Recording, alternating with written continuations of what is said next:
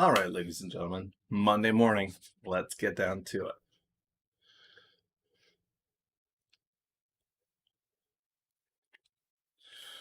We're going to start with earnings.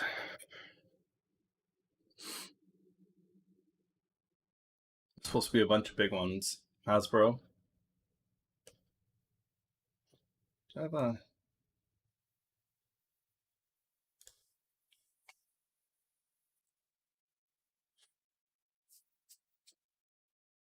NOVN?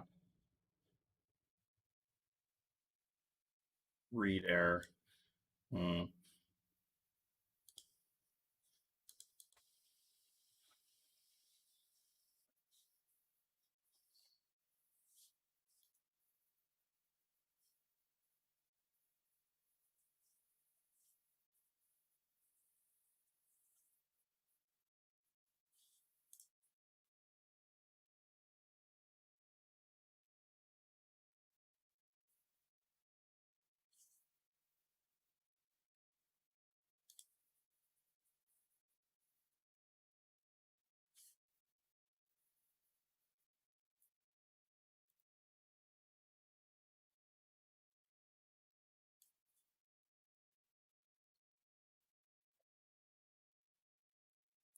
When you can't sign up for the site easily, there's a good chance that nobody's going to sign up.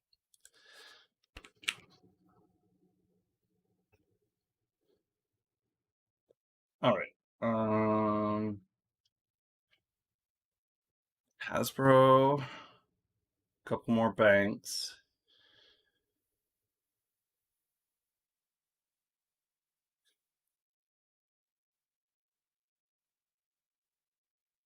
Not a ton today. Tomorrow, McDonald's, Pfizer, JetBlue. Oh yeah, tomorrow's a big one. Harley, Yandex, ACRX, Raytheon. Holy cow. Edu. This is one of the Chinese pump and dumps, the Chinese hustles.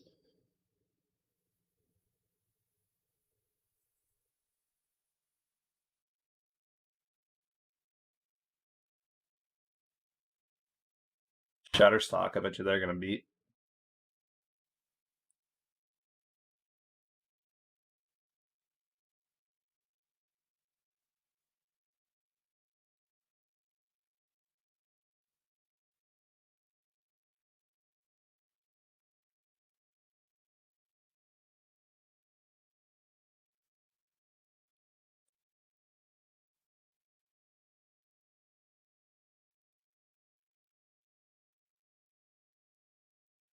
Okay.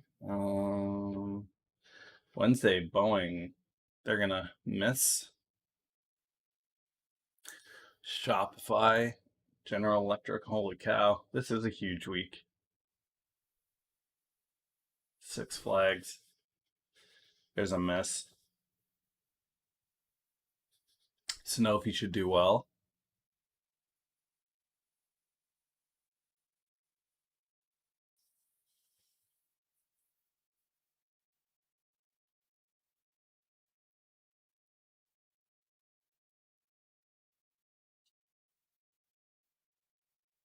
I gotta mention it. We passed it. Shoe. This is the one from Wolf of Wall Street. This is the Steve Mann's company. The IPO that they pumped.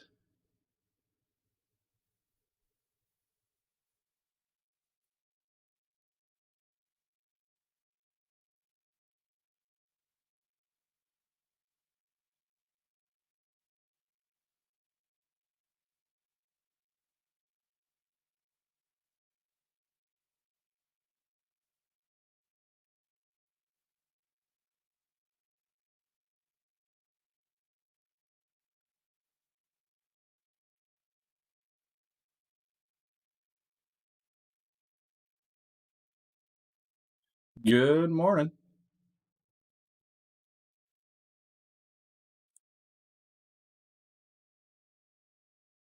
UPS, MasterCard, Procter & Gamble, Kraft Heinz, Eli Lilly, Grubhub. This will be interesting for Waiter. Grubhub does poorly. Waiter should go up.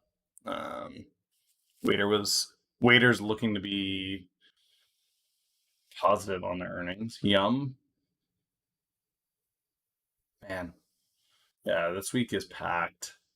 Kellogg, AstraZeneca, cars.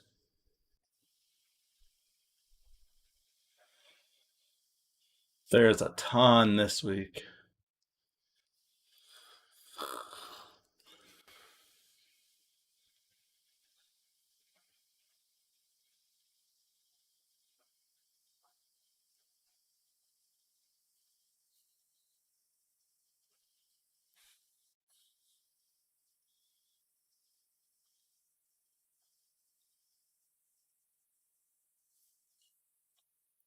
Basically all earnings. Well, I know that actually next week there's a bunch. Thursday's a huge day for earnings, so there's a lot. Under Armour, ExxonMobil, Caterpillar, AbbVie. Pinterest is gonna crush it. Merck is gonna do well.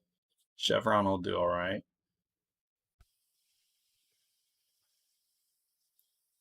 Immunogen will do all right. These guys are gonna do fantastic. CL, they're gonna do fantastic.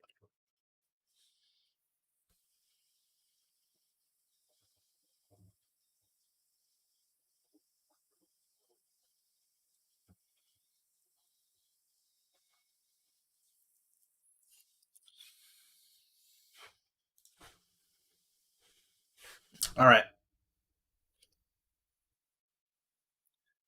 Yeah, so basically there is a whopping pile of earnings coming up.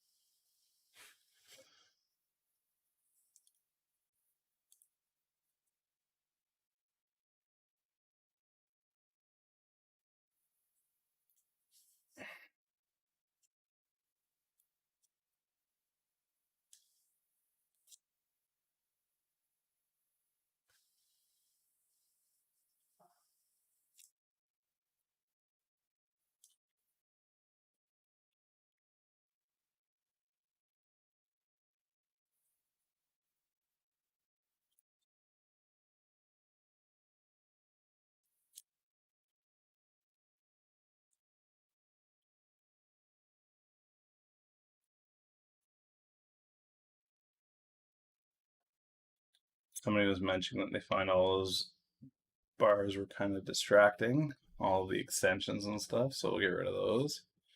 You guys don't have to stare at those. Good morning. Okay, so this is huge, guys. The antitrust hearing on the tech sector Wednesday. They don't really have teeth. They can't really do anything, but it'll give us a bit of feel for government sentiment and whether or not rumors of that tax that's going to be placed on them is a reality. Dollar falters, gold at record high. Pre-market is up.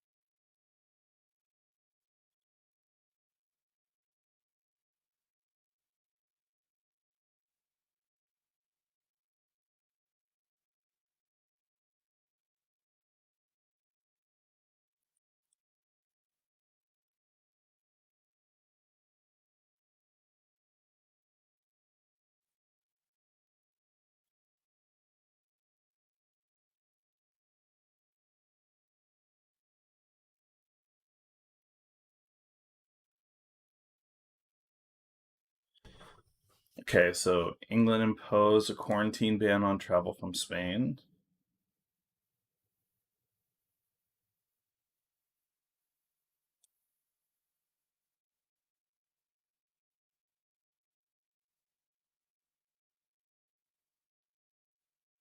China closed positive after industrial profits soared in June. Problem, it's not that I don't believe them on that, because I think that the industrial market had to do well as the world turned back on, but at the same time, I don't trust any of the numbers out of that. I don't trust them.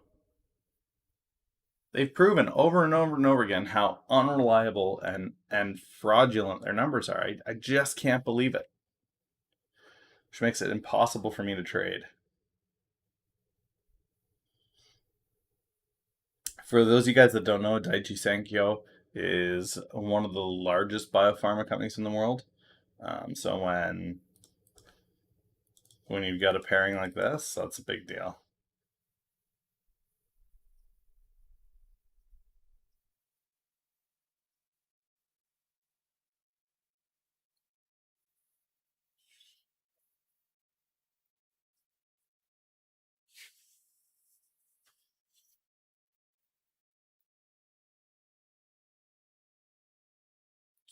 AstraZeneca's got a nice pipeline.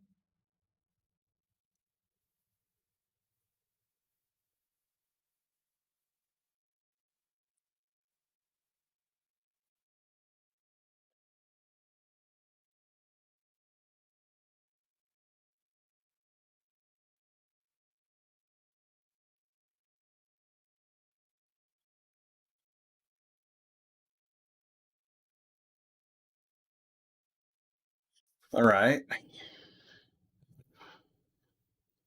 The CCP always speaks truth. What is truth? My truth is just different than theirs. That's all.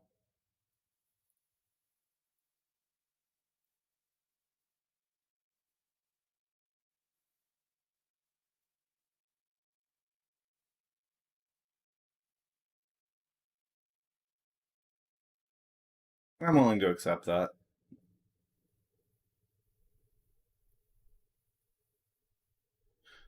At this point, though, I mean, you can't argue too hard against it because the SEC allows it. And if the SEC allows it, then who am I to say different?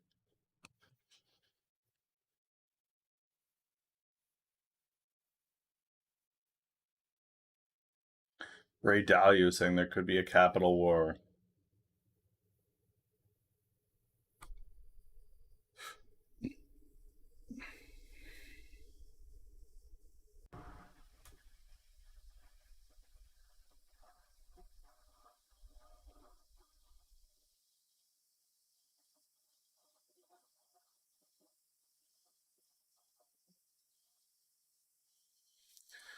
I may not like the man, but that's a true thing.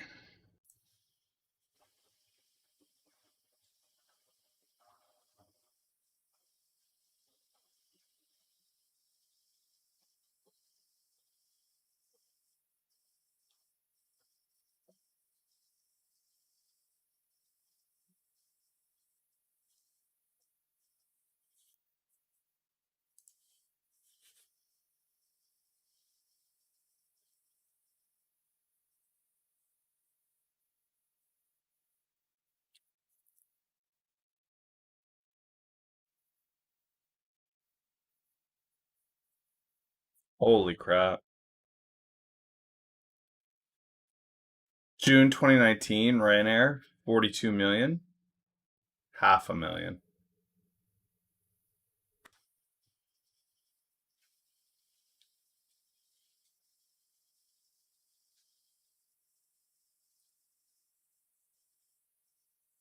They estimate they lost $185 million.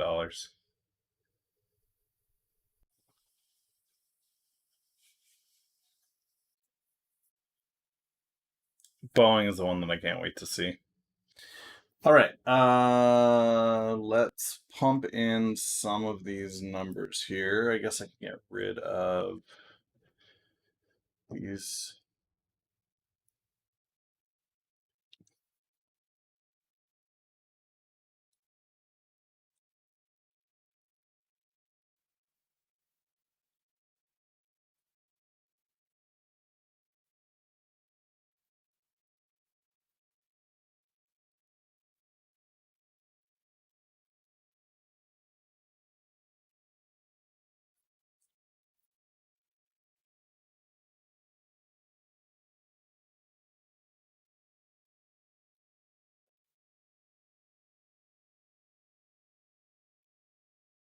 This is from the 23rd, bro.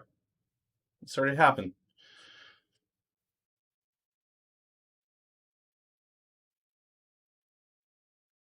This happened the same day they announced the dental thing. So I bought. The thing with the equity raise is that it was at cost with where the stock was. Oh, okay.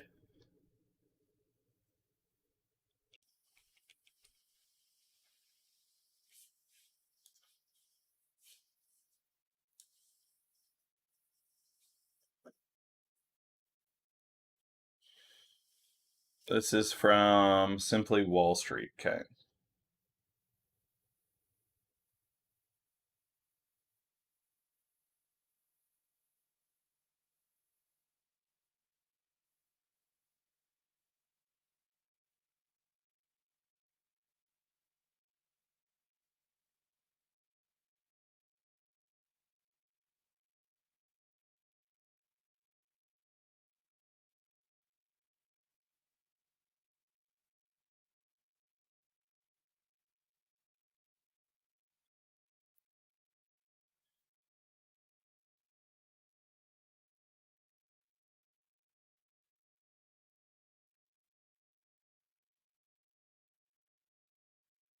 This 16. Okay. Like, first of all, they're getting their information from the same place I am.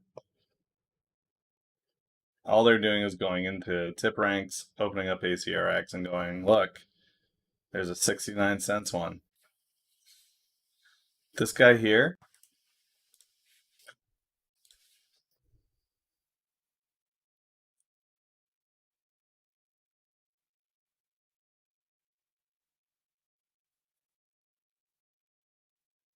then you've got this guy here who's same rating, same ranking,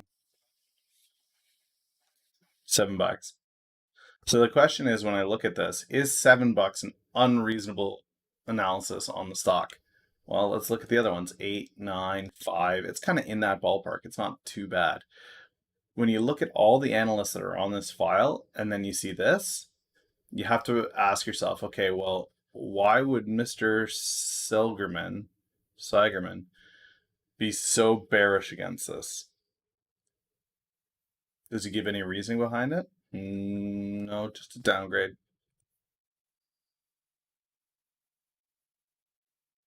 Okay. I'm wondering, yeah, 7 days ago, H.C. Wainwright, the guy from Ed Ars here, Archie, Ed Art, was 3 days ago.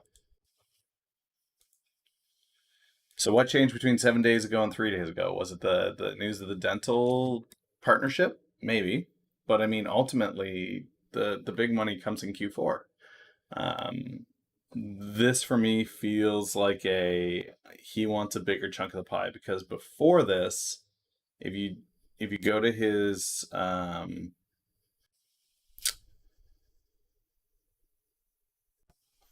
do I see that?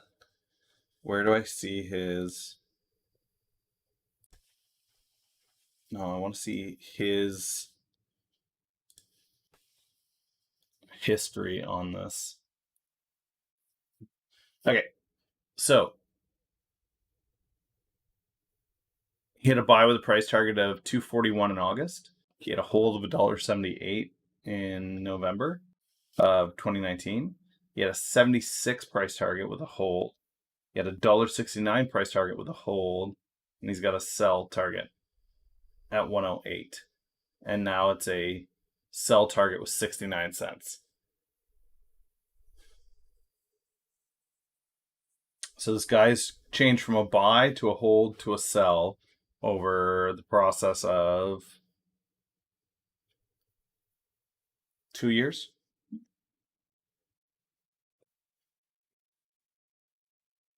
If anything, I would expect to see his rating shift up, not down, as they get their milestone C, as they get their. For me, the guy that's been in this long, I'm suspecting that he's saying sell in the hopes that he can bring the stock down a little bit and get his entry at a better price. That's just my thought on that. But let's keep going here. Um,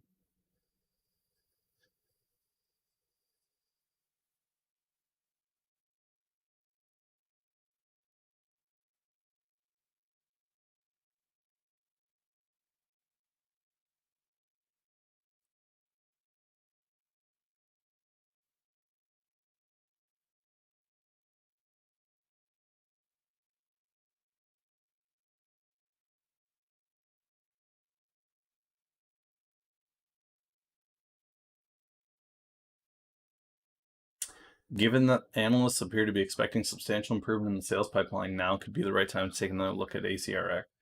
It's great to see the analysts upgrading their estimates, but the biggest highlight to us is that the business is expected to become profitable in the foreseeable future. You can learn more about these forecasts for free on our platform here. Blah blah blah blah. Okay. Yep. Sure, I agree with that. They'll be profitable.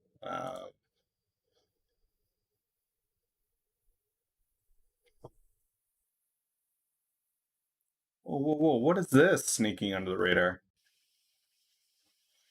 Republicans are set to roll out the next COVID aid package on Monday. What?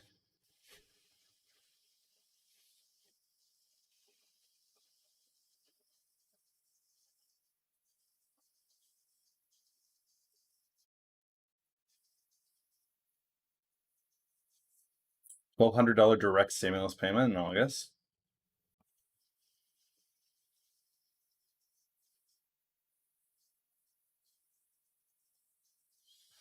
The new plan for unemployment will only ensure 70% of an employee's previous pay, so that's good. That's incentive for people to go back to work.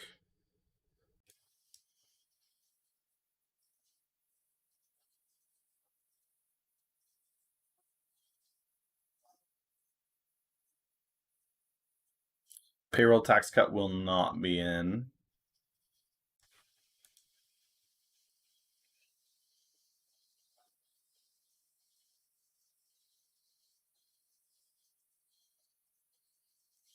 And now we go back and forth. No, it's not confirmed. So, the House has the what was it? Yeah, the Heroes Act, and the Heroes Act was a $3 trillion nightmare, $3.5 trillion nightmare. It was just a wish list and an election platform for the Democrats, where they can say, "Look, we're giving money to all of our friends. You're our friend. Vote for us, and we'll give you money too." Um, so that was the 1,800-page bill that I read, and it was just like I throw my eyes out after reading that piece of garbage. Most of it wasn't priced out. It was rushed to the market. It was really just them. If you compare it to their election platform, it's hand in hand. Green energy pot, um, infrastructure unions. And that was the bulk of it. With the Senate, I haven't read their bill yet. I suppose I could find it if it's been floored.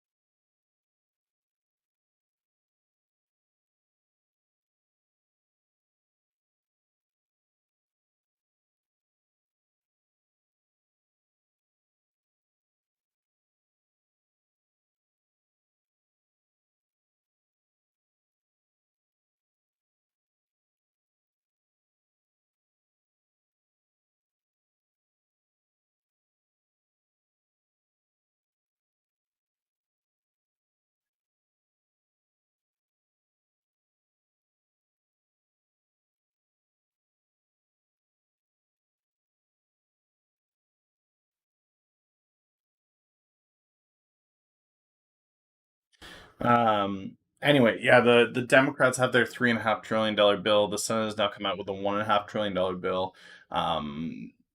Both bills as they head to, well, I can't say both bills. The $3.5 trillion bill is dead on the floor in the Senate. If it actually comes to the Senate, they will just vote it down. It's dead. It won't get the votes it needs to pass the Senate. Now the other way, it could be tit for tat, and they could throw a tantrum back the other way because they don't want it to be seen like the Republican bill got through and the Democrat one couldn't. Um, but 1.5 trillion is pretty reasonable, so we'll see how that plays out. Um, it's more than they originally said they were going to give. Um, it would come with stimulus checks sooner in August, but typically what would happen now is McConnell and Pelosi would get together in some aspect, not actually together in a meeting because they can't stand the sight of each other, but at least in the same building, and they would pass the bills back and forth, and they would trim and cut and get it down to a reasonable number. I think we'll probably see a bill coming around 2 trillion. And I think that 2 trillion, the allowances will probably go towards things like USPS. It'll probably go towards them trying to fight for the unemployment a little bit more. 70% is not as much as I think the Democrats would like on that. They'd probably like to see something closer to 90 or 100. So I think they end up somewhere around 85, but even 85% of unemployment is going to be it's going to be a fair chunk of change. Um, Saibot, 3 months in a row. Thank you for the sub, man. Appreciate that. And Manakea, I hope I'm saying that right. Thank you for the follow. Appreciate that, guys. Okay, let's see here. I can't find.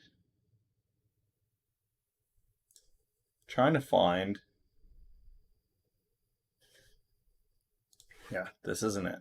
I need.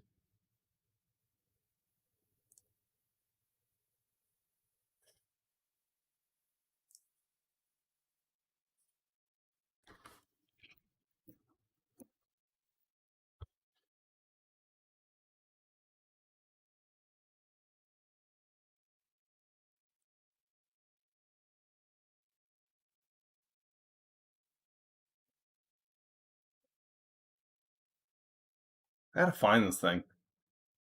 Where the heck is it?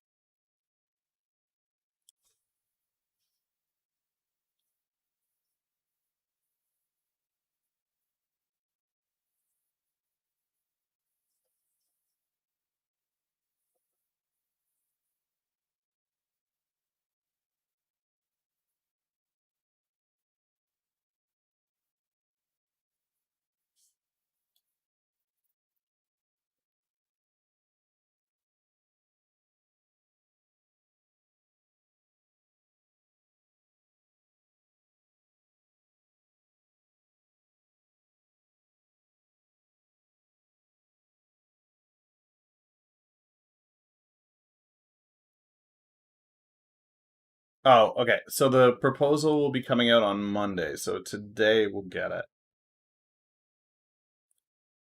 They're calling it CARES Act 2, the sequel.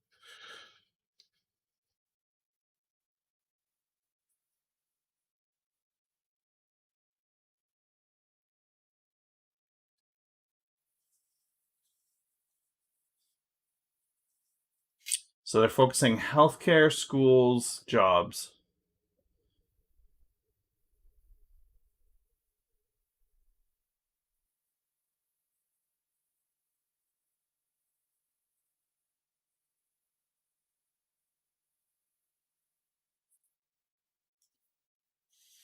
So we won't know more on this until probably tomorrow. I will read the bill in full when it comes out.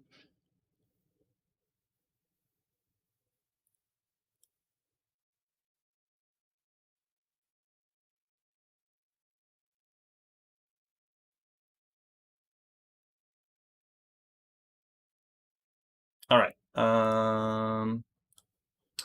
So here's the top potential picks one. Let me go to watch lists.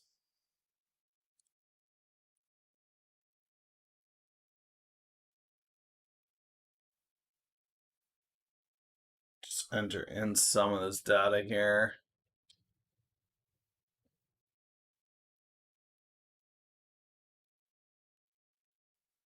Oh, these two swapped.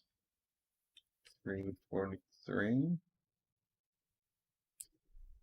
448. Oh, this one had a big day.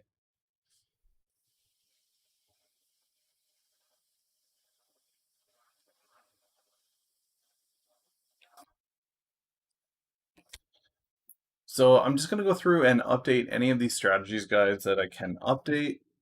Trying to keep them as updated as possible with data points. Um,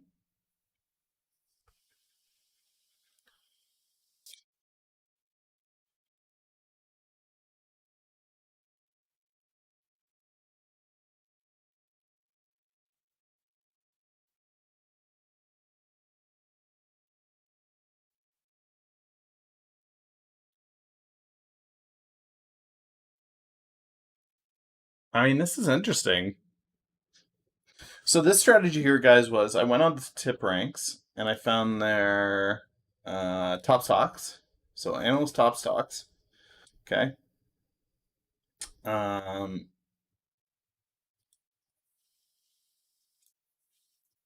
I want the strong buys.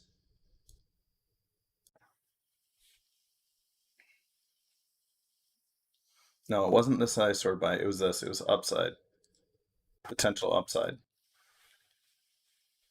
Um, so I went in at the end of, well, first day here, whatever this is, July 22nd. I went in, and I pulled this chart of top upside based off of rating. Get rid of the strong buy though. Um,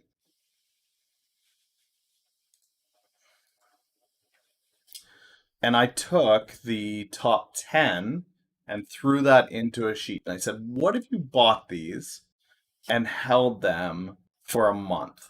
What kind of return would you see? So July 22nd, we started.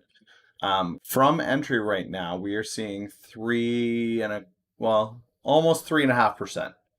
And that's only 4 days into this, 3.5%.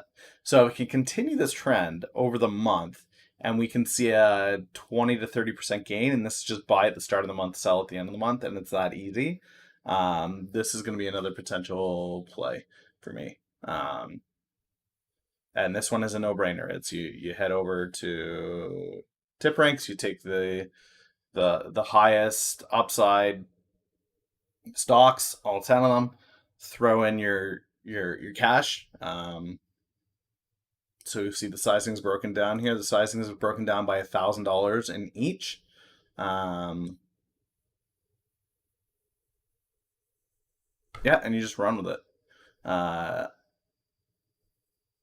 So you put $1,000 in each. You're going to need 10 grand to play this strategy. Obviously, diminished gains if you play with less, but you throw 10 grand at this thing. This is the sizing that you're going to get. Bam, Bob's your uncle. You're off and running.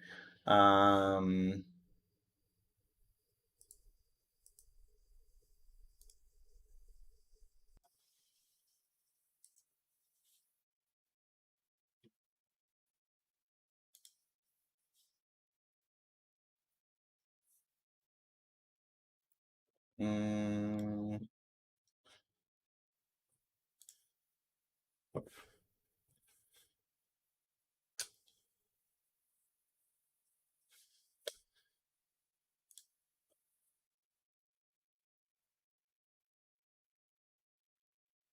the other thing that I did over the weekend, guys, was this one here.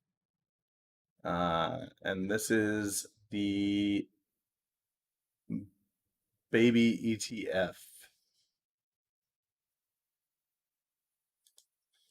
So let's get this in here. I don't know that I built a watch list for this yet. I did not.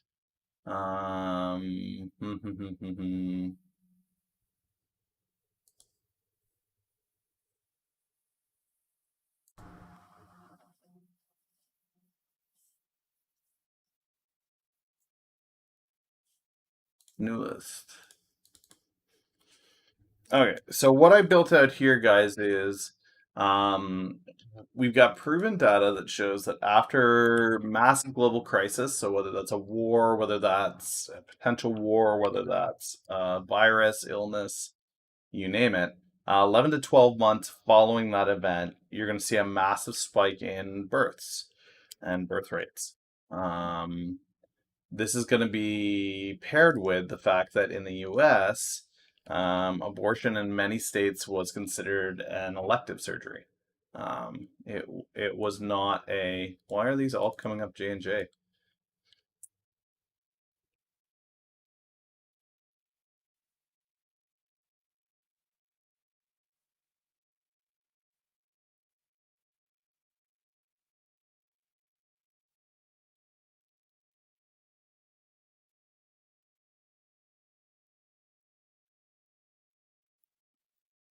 Um, so yeah, the abortion rates are going to be lower this year than they would have been traditionally. Pair that with um, what typically would be a boom of babies anyway, and we are going to have a massive birth rate. So what I built out here, DraftKings to $75 by November. I don't think that's as crazy as it sounds. And here's my thought process on that, okay? I'll come back to baby ETF in a second. So go to DraftKings. Sitting at 40 right now, okay? And this has been solid growth. So this is around where they IPO'd at 10. It was a fake IPO increase, and then casinos open. People were like, well, whatever, is it really a big deal? And then they went, oh yeah, it is a big deal. Okay. So we all came back, and now it's sitting at 37.55. My thoughts are this: we are heading into a second wave, guys. It's not avoidable. As we go into flu season, there will be a second wave, and it won't just be COVID. We'll be dealing with the flu. We'll be dealing with CABP. Um, yeah, yeah, that's it. So as we head into Q3, Q4, people are gonna have money. They're gonna have money to spend, especially if there's another stimulus bill coming out, and that stimulus bill goes into a couple of places. Now, traditionally, it could go into the market, but with sports starting back up into Q3, that increases DraftKings gambling significantly. They also have some esport events that are dropping onto their roster or onto their gambling into Q3 as well. So there's a couple of different things that are happening here. Phase two or wave two of coronavirus is going to hit. People are going to be locked indoors. They're going to have a stimulus check to spend. They can't really go out and spend it. You're going to have people watching sports on TV. You're going to have people going, hell, I could make money while watching sports. I do it all day. And bam, DraftKings.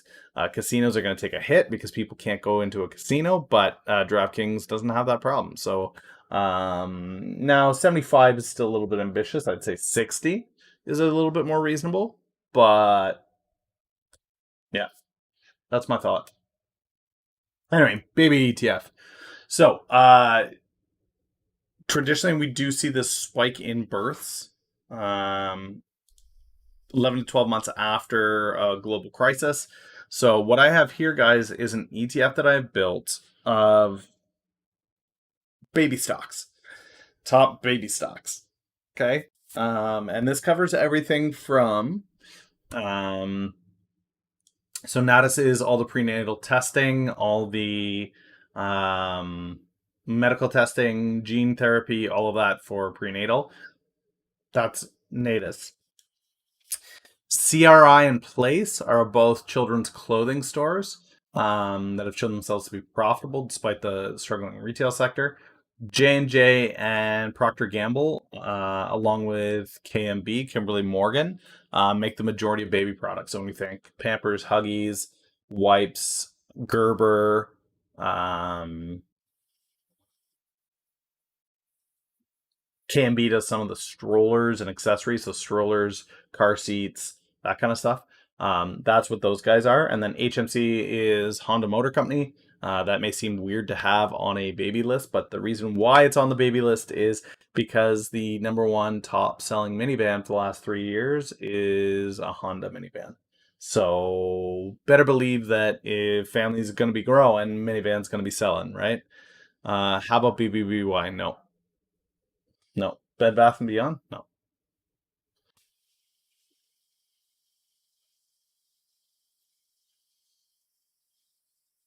no. I don't see Bed Bath and Beyond.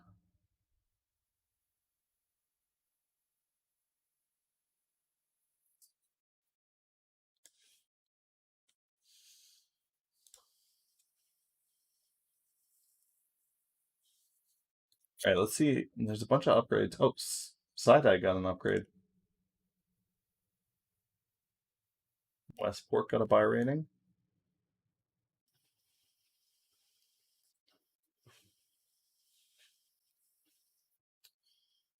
Okay, so Side-Eye got a hold rating 5 days ago. So hold I will. Westport got a buy rating with a potential upside of 163%. I think Westport is going to be another big winner for me this year. I really do. It is a question of when. Did Novin go up at all? I don't know. Take a look. This is not a play I'm in. Um, they're up to they're up 12% pre-market.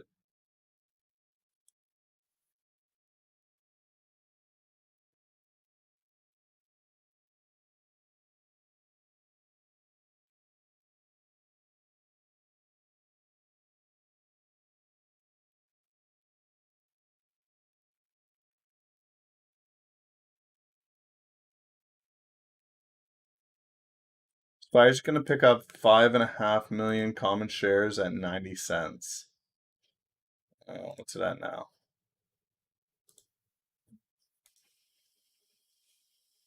97. Yeah, so this rise here, let's go to 1 month. This rise here was on the news from their schizophrenia. No, not their schizophrenia drug. What was that from?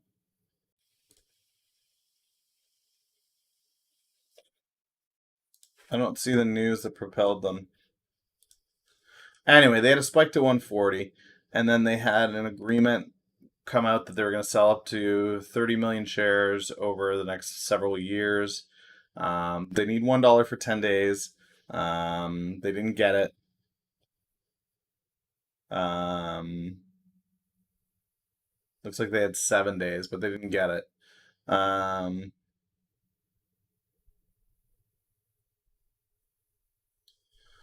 with this, though, this is on the stock purchase offering. And that's why it continued to decline. And then it finally bought back up and got some steam, and then it declined again. And I think it'll float around this 90 cent range. I think they've kind of screwed themselves by doing this stock purchase deal, because they've said that they value their own company at 90 cents, which is going to keep them under that dollar mark. They should have set that at $1 and left it as it was. WPRT earnings will give us a clue on their China business. Yeah, I mean, there hasn't been a lot of news. There hasn't been a lot of updates from them. And because I think there hasn't been a lot of updates because it literally, nothing has changed. Nothing has changed in regards to where they know they're at with that. They don't know whether they are closer today than they were yesterday. They just know that everything's been filed and that China has the appropriate paperwork, and when they want to get around to stamping it, they'll stamp it. Now, there have been some good things coming out of Westport. Okay, so they move their debt around a little bit. I mean, we won't get earnings again for a while. If they reported in June, we won't get earnings again until September. Um,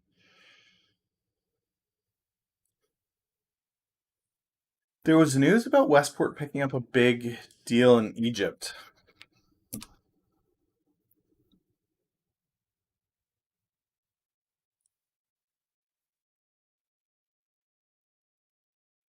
Yeah, this one here in Egypt.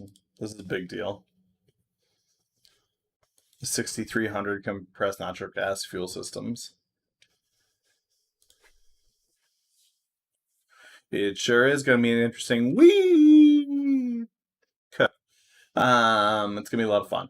Yeah, there's lots of great earnings coming up. Okay, so aid package, I will read that probably tonight after everything's done or during the day as it drops. TipRank says they will drop their earnings on August 6th. They just filed in June.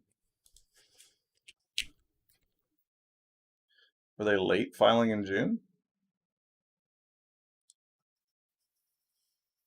Oh, you're right. There it is. Okay. Okay.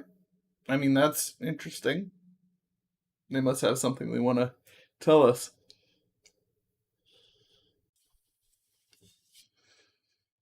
So what's interesting here, guys, looking at the estimates on Westport with their earnings, is last earnings. So their Q2 earnings.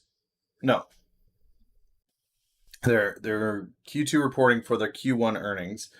They had an estimate of 62 million, and they beat by 5.75 million. So $5.75 million they beat by. It was a surprise beat. This was before the Egypt contract that they just got. This is before the refinancing of their convertible notes. This is before they picked up a $15 million or 15 million euro loan to continue operations in Europe. I think that we see this revenue estimate of 32 million. I think we see this blow up, especially with the industrial numbers that we're seeing coming out of China. If those numbers are true and the industrial sector is blowing up in China, I think there's a good possibility that we see a similar number to this at 67 million. Now, if we see, and I mean this is a big what if, but imagine you've got a stock that is worth $1.54. Okay, forget the EPS because EPS is a whatever. This guy right here, though, imagine you had somebody come in at double what their revenue estimate was. Surprise was double. What do you think that does to a stock price like this? That's pre-China announcement, right? So pre-China saying you can have our market. Buy a Great Gatsby. Thanks for the follow, man. Much appreciated.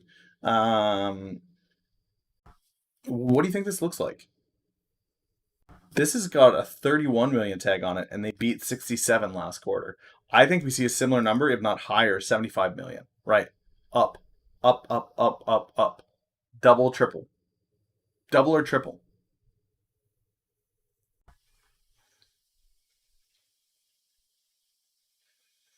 That would be the only question for me is double or triple.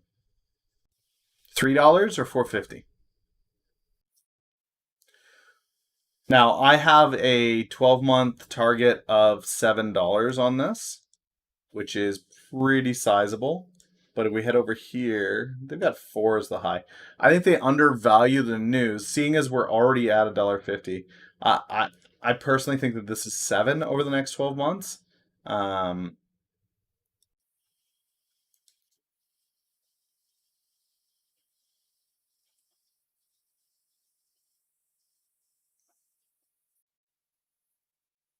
Just on the basis that it's to have access to the Chinese market is going to be it's the license to print money.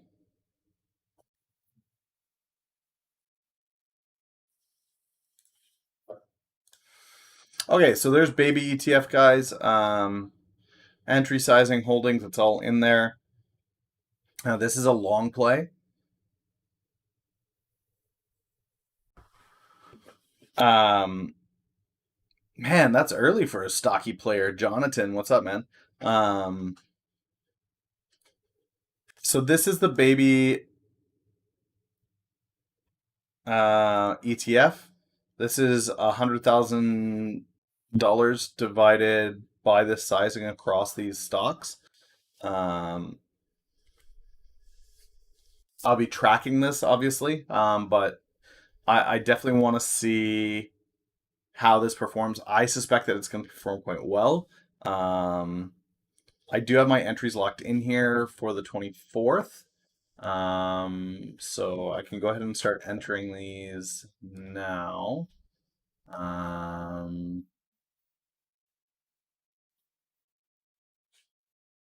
So I want to sort these by their entry. Okay. And sort these by price. Okay. So 28.9.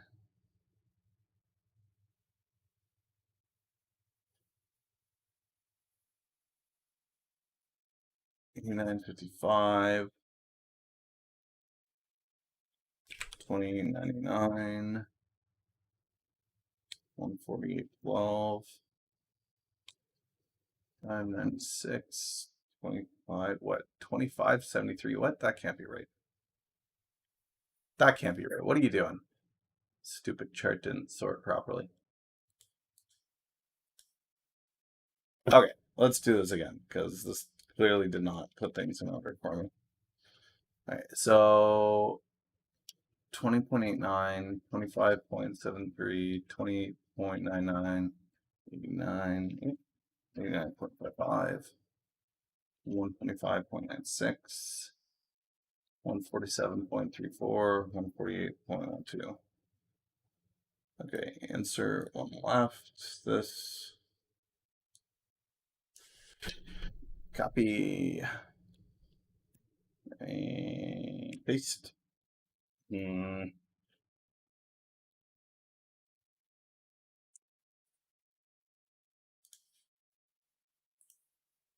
Copy. Paste. Okay, I don't need this. This is saying no value. This is okay. Maybe this will. Maybe I should just do it instead of being lazy.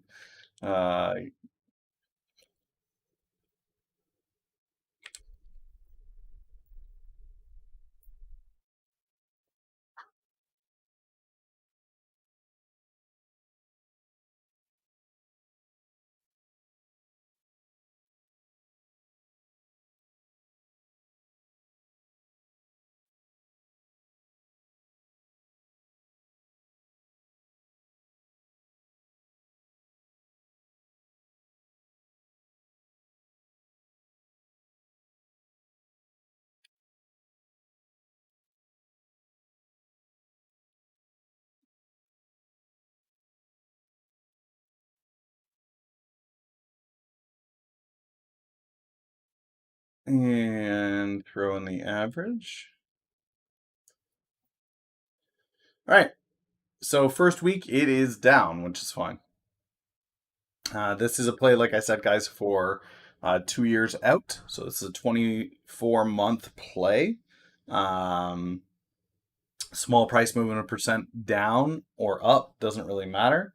What we're waiting for is for the sizable gains that come probably, I don't know, over 2 years. This could probably, I don't know, maybe 20% over the 2 years, which isn't terrible. It's not going to necessarily beat the SPY, but it's pretty lock and load.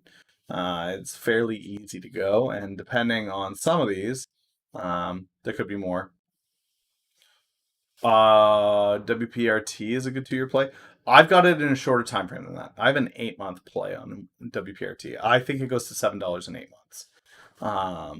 It's okay as a 2 year play, but I see it as an 8 month play. I think the news on China comes, it goes up.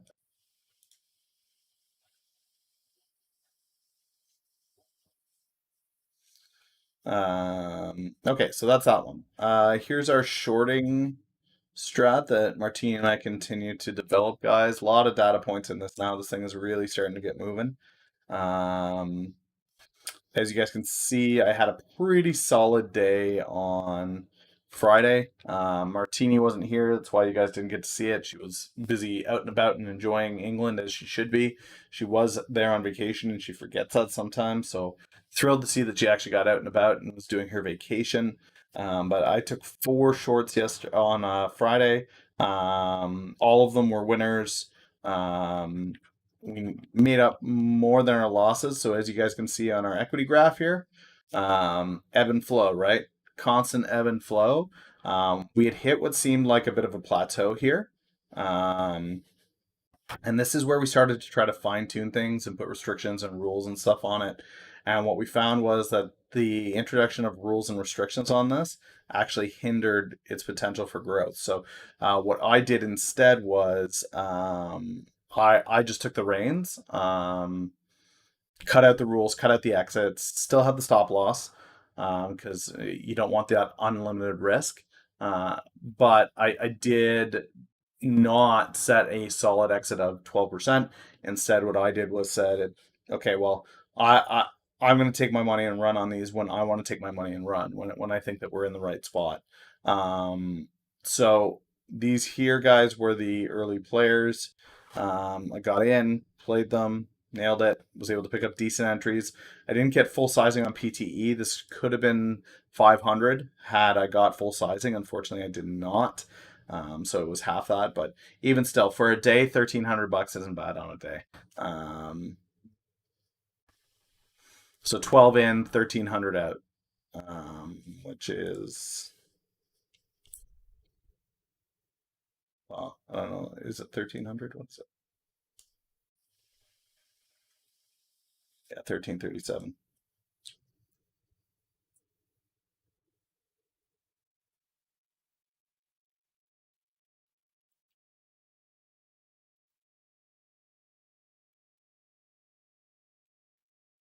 So that's an 11% gain on a day. Not bad. Didn't quite beat the SPY. Well, I suppose I beat. I didn't beat the SPY for the year in that day, but that's what most people are hoping for in a portfolio. It's about a 13% gain across the entire portfolio for a year. We managed to do 11% in a day, so not too bad. Not too bad. This one's actually working out. You'll see the win rate's back up over 75%, which I'm happy with. I'd like to get that back above 80 if possible. For many people, guys, this is the number that matters, your equity. Am I growing in dollars? For me, though, as somebody that is more of a strategist, dollars going up is important. Don't get me wrong. I love to watch the dollars go up. But that win rate for me is a key metric as well. It lets me know that the strategy that I put in place is showing signs of success. Um, there's a couple things that I know for sure. Are there portfolios out there that have an extremely low win rate? We're talking 10, 20% that still make profit. Yes. Are there a lot of them? No. Mm-mm. There's not a lot of them. You have to really know what you're doing to make something with a low win rate like that extremely profitable or profitable at all. Um, so what I find is as somebody who's a super simple guy that just trades the market, a regular guy, um, yes, yeah. If as long as so, the SPY typically over the year. Let me pull up the SPY here. Uh, Big sheet. We opened this year on the SPY at uh, 1 year.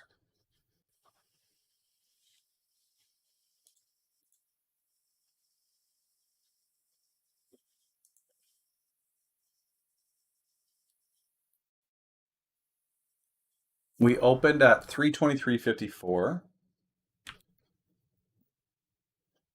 Currently, we're at 320.88.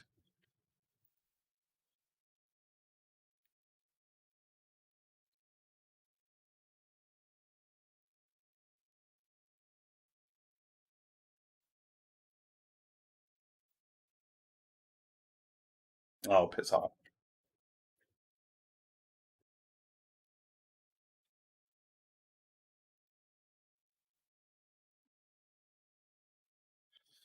So SPY is down 1%, guys, year to date. So over the past 7 months, SPY is down 1% from where we started. And now there has been massive price movement on the SPY. I'll give you that, but we're talking the long game, right? So SPY is down 1%. So anybody who has a portfolio who's up more than 1%, congratulations, you're beating the SPY so far this year. Um, Now, the growth of from the bottom of the SPY, that's a bit of a different story. Where the low the SPY hit so far this year was 218.6, um,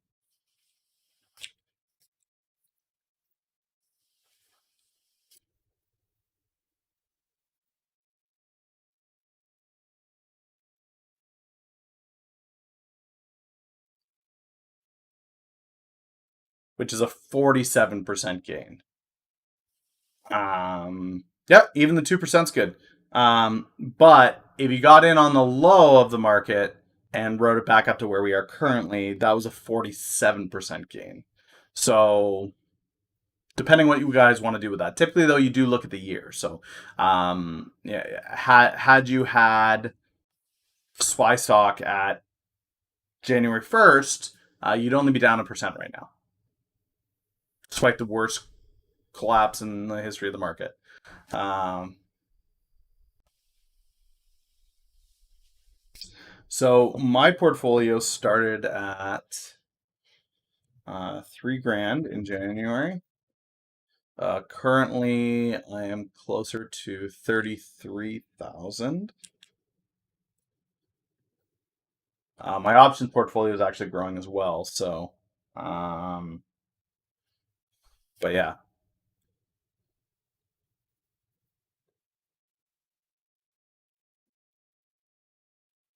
So that's an 1,100% increase. So I got the SPY beat this year.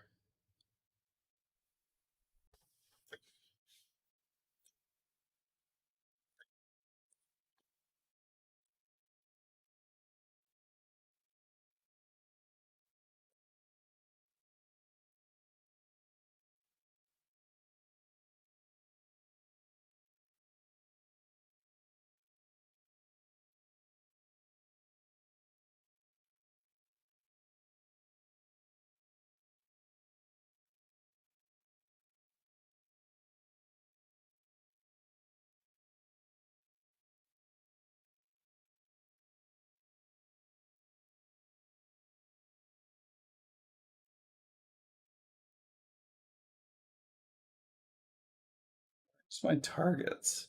Maybe it's in a different.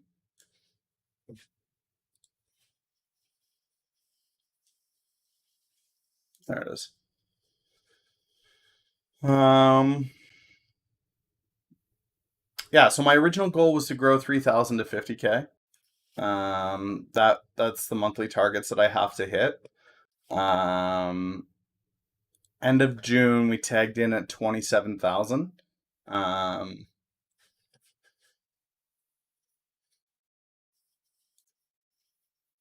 I guess I could fill this in here. T.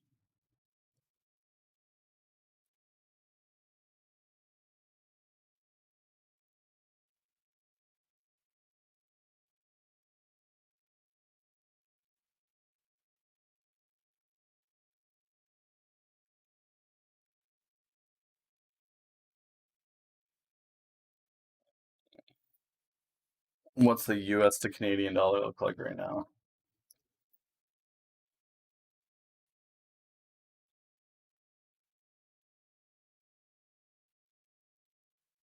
So there's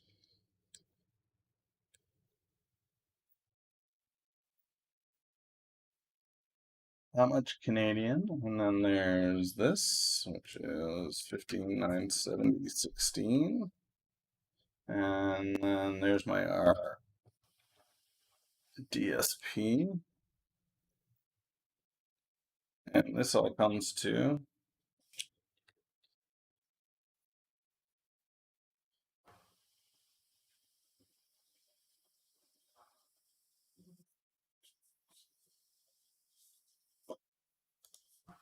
so it's not 31,000, it's 28,000 right now.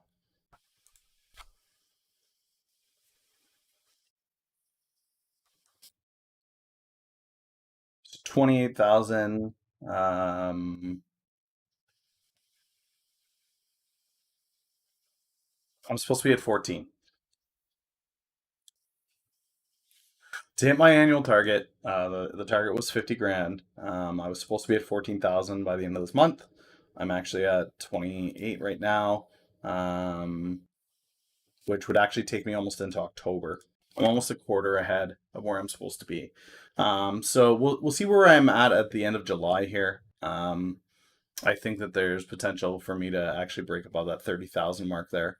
I don't know that I'm going to hit this. I'm not going to hit this 30% gain, but I am in several positions that I'm very comfortable holding into Q4. And really, that's where my mind is right now, guys. I know everybody's hot on earnings season right now and what's happening here now, but for me, I'm looking at Q4 and that's everything. ACRX, WPRT, GameStop is one that I'd like to get into. CYDY, iPix. What other things do I have positions in?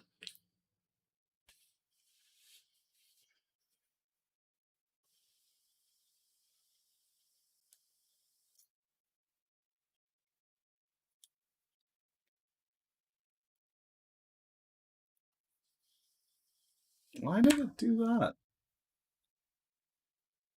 Since when does that happen?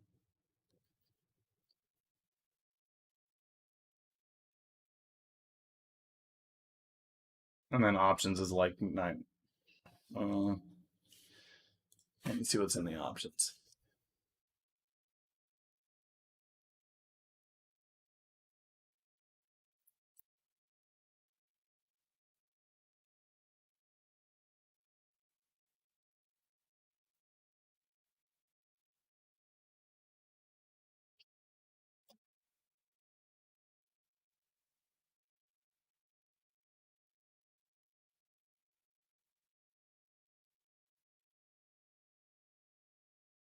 Just to give you guys a bit of heads up as well, there is a new sponsor coming on in early August for the stream. You can expect to see from that sponsorship, you'll see a trailer every 45 minutes. Normally, when I go to get water, it'll be a 30-second trailer every 45 minutes. Um, a shout out at the open and a shout out at the close. It won't really affect what we do because I do typically go take those water breaks. So, okay, so this has 794 US in my options portfolio. It's another 1,000.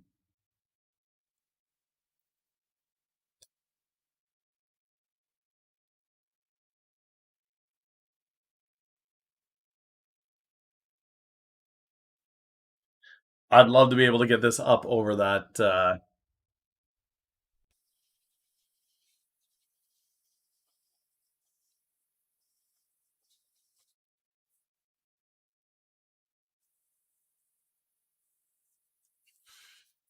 I'd love to get that over the 30,000 mark.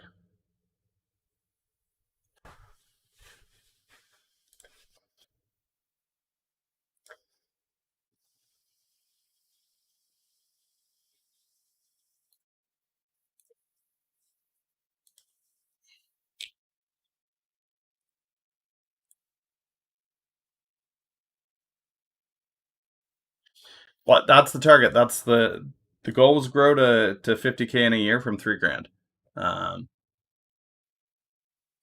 so the beautiful thing with goals, guys, is when you think that you're going to break it or there's signs that you're going to break through it, set a more ambitious goal. So this is here for sure. So you'll see that in June I identified that I was so far ahead. Um, I had to I had to change this goal. Um, at this pace that this was growing, I had to change it. So I did change it. 100K is actually my goal um, as of June. I guess I should put this in there. Bonus.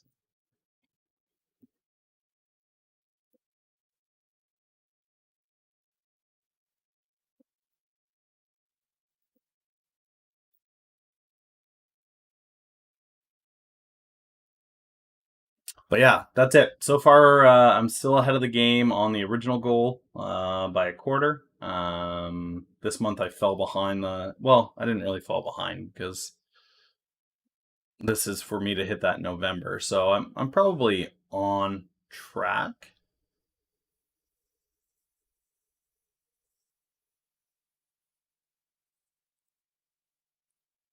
Let's say this is 30 grand. Where does that take us at the end of the year? Yeah, just a little over 29,432. Yep, still on track. The thing is, and where things get really nutty, guys, is ACRX into Q4 could just be massive, absolutely massive.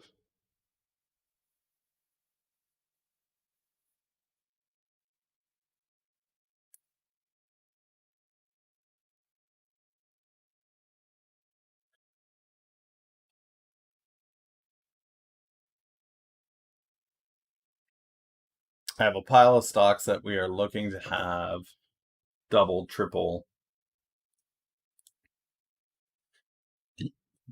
Anyway, so there's the short strat, guys. It's ticking away. So we started this in this is the real money line. No, that's not the real money line. This is the real money line. So June 16th is when we started, guys. It's July 27th today, and we've grown it six plus thousand in that time. Uh, so originally we started out with a portfolio of we're doing 1,000 share plays. So $4,000 portfolio to start. If ACRX goes to where I have it, if ACRX goes to 7, I will make my annual goal, the bonus goal, just on ACRX.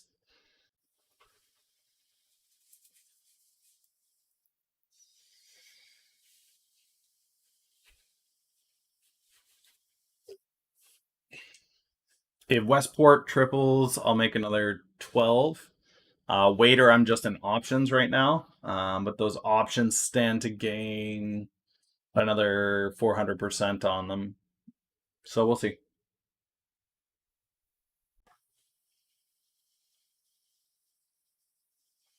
I do have ACRX options as well, so we'll see. We'll see what happens.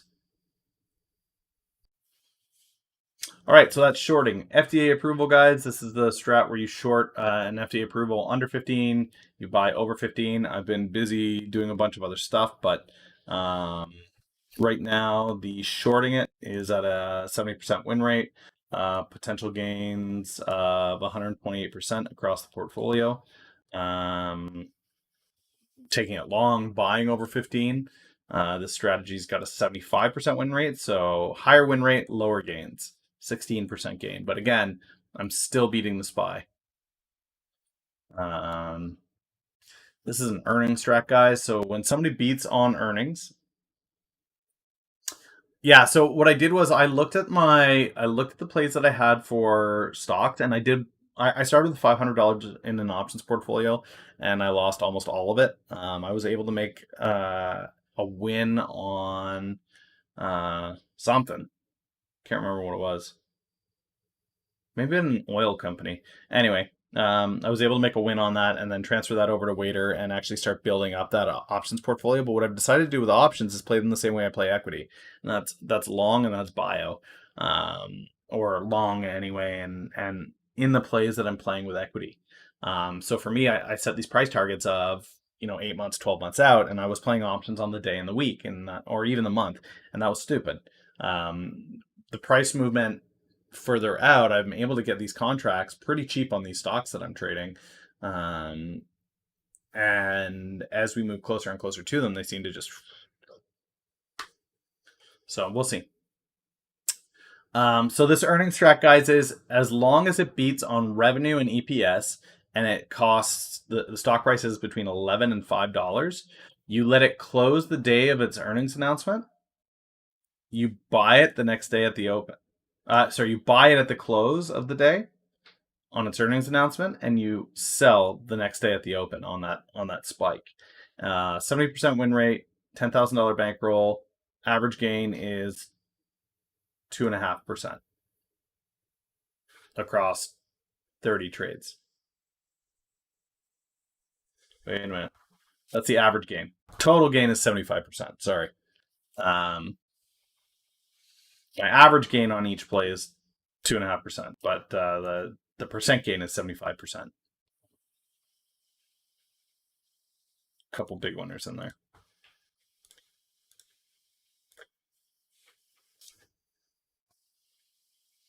So again, this one crushes the SPY. I'm pretty happy with how that one looks. This is one of the newer ones that I developed, which was the upgrades. So that's where I've got it. That's my price target on it. When you mix this opioid shortage in the U.S. with this latest dental sale agreement, it could actually go higher than that. But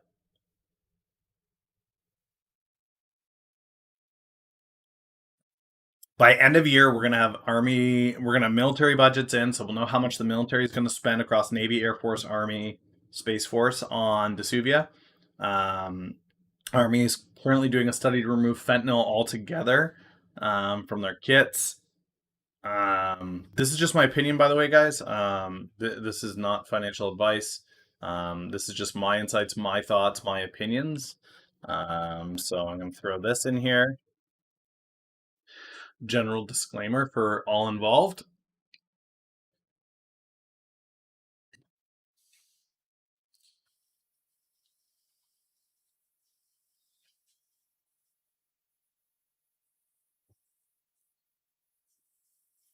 Um, but yeah, when you pair together an opioid crisis with this new dental sales thing, with the army almost exclusively using Vesuvia, along with the national stockpile picking up Vesuvia, there's so many people that are picking it up and buying it and buying it and buying it. So once we know what this looks like into Q4, I think the stock moves significantly. Now, am I being ambitious? Yes, I'm being ambitious. If it goes to $10, that's fantastic. If it goes to seven, I'd be just okay with that. But if it goes to $4, how do I feel about $4? Well, I mean, my average entry is $1.63, right? So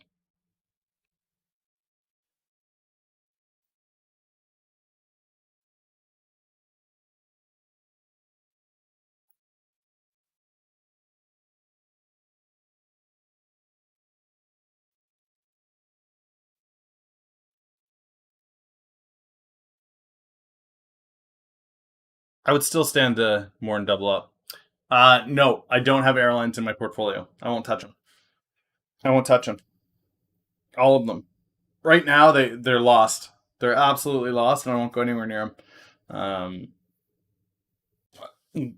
I always look to the smartest guy in the room to have a better understanding of what the play is in any industry.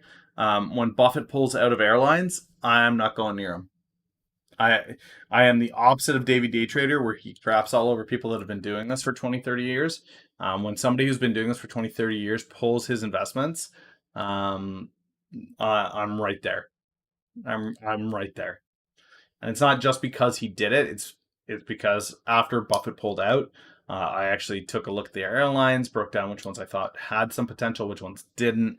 Hawaiian Air was one that I liked. Alaska Air was one that I liked. Um,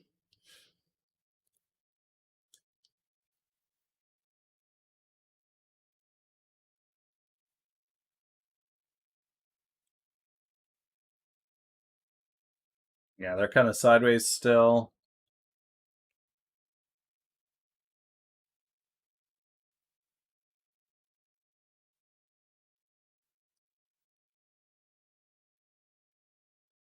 They're kind of sideways. They've recovered from that.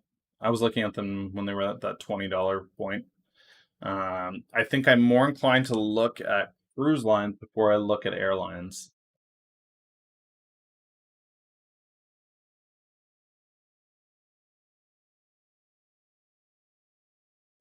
Most cruises paused until December, so they've completely given up their summer.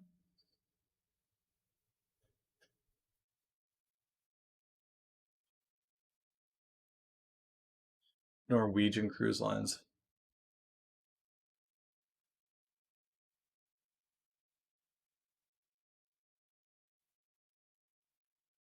Norwegian's down to 14.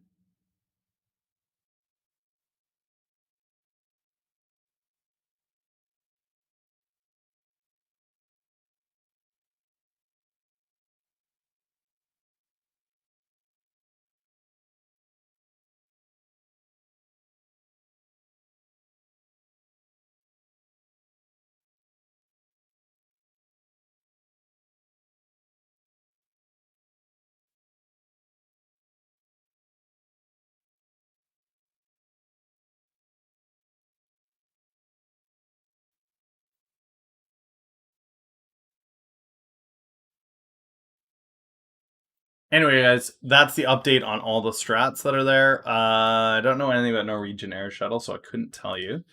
I'm gonna actually.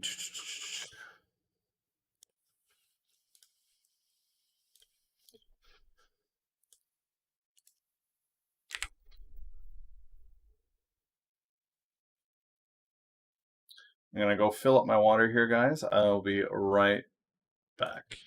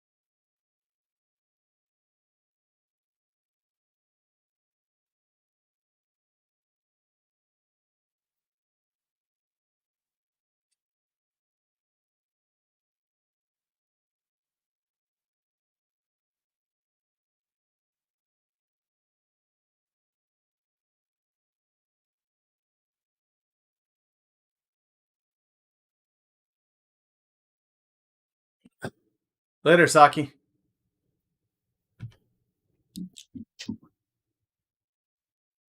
Okay.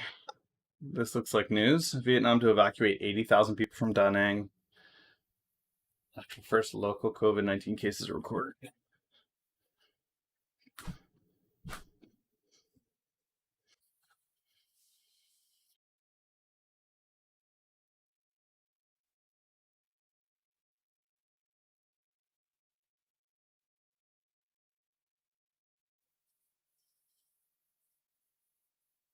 Interesting.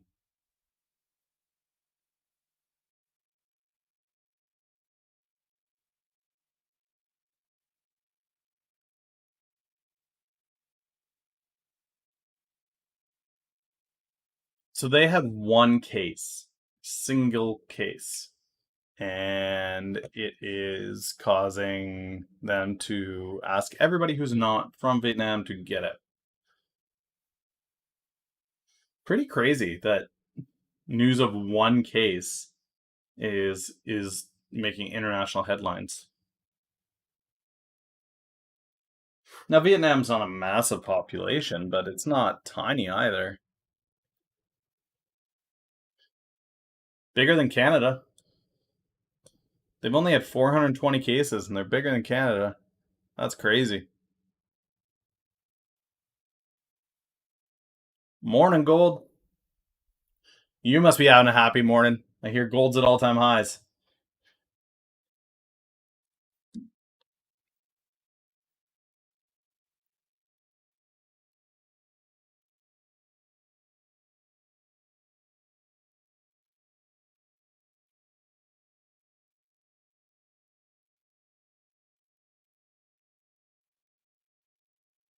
Nobody knows for sure. They don't even know what it is yet. Oh, I know. I know. When it popped, my newsfeed popped when it broke that mark. So guys, gold prices.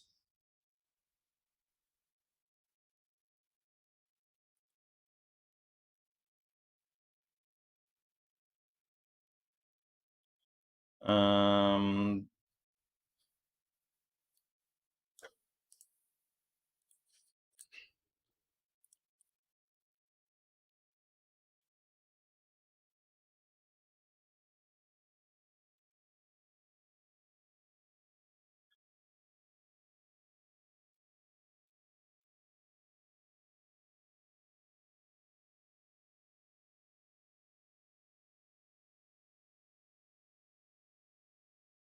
this is powered by TradingView, clearly. What's up, Ajax?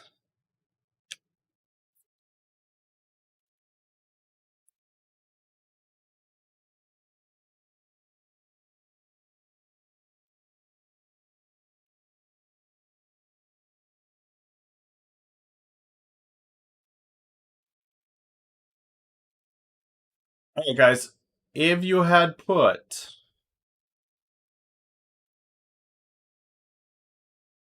$10K into gold in January,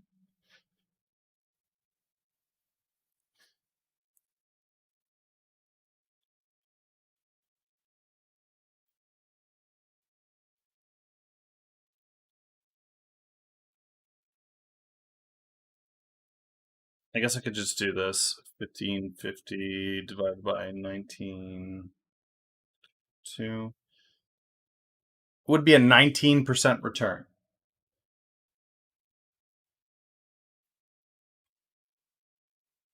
19% return on that, guys.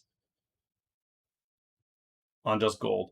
If you had bought at the dip, it would be closer to 25.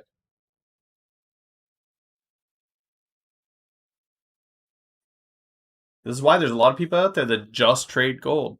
And it's not a terrible strategy.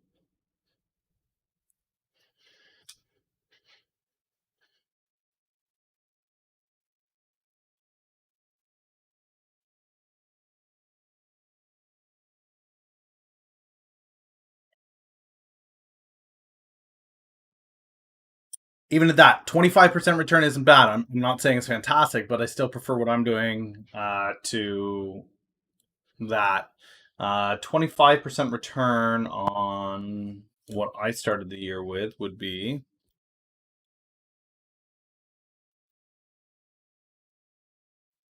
I'd be sitting at 3,700 right now if I invested in gold. Okay, I'd be at right now, as of today, I'd be at 3,700 in my portfolio. Instead, I'm at 30 grand. So there's something to be said about gold for sure if you are a passive investor.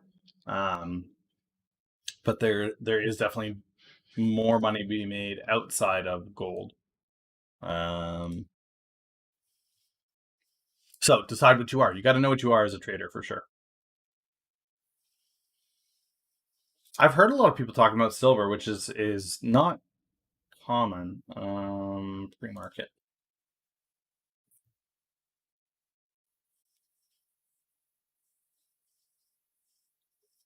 This media company again. This has to be a what the heck, 3,000%. This has to be a stock split.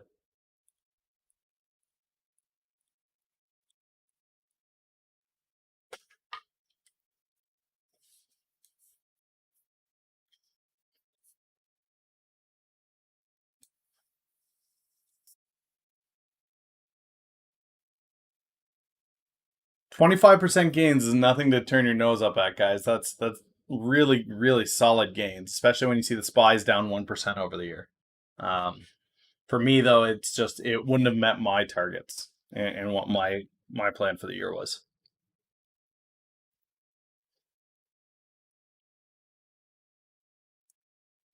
Now, if you're not hitting 25% gains, that causes for some serious question of, well, do you think you should just get in gold?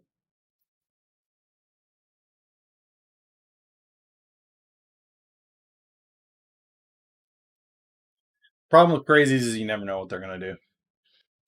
I love that idea that gold is that safe backing against all, but even gold can fall.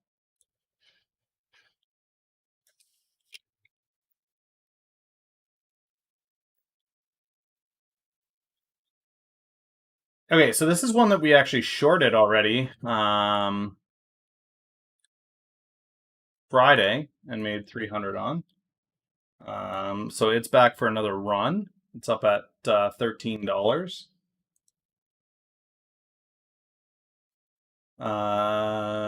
Sunesis Pharmaceutical SNSS. Make sure that this isn't a COVIDiot.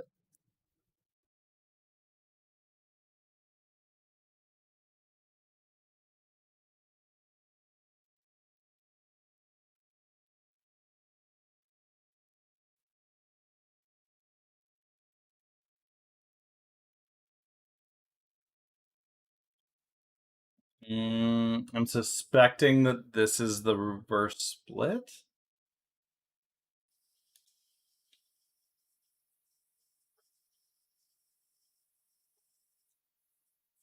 It's unfortunate if it doesn't get them to $1 though, because that was their target.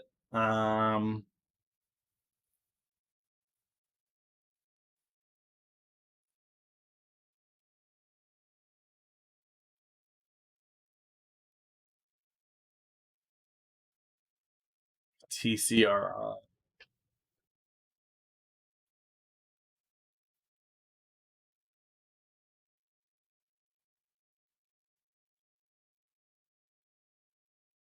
Mid-stage cancer study. This one's too stable. This is a real stock. I don't want that. Holy cow. From 17 cents to 5.30. What happened?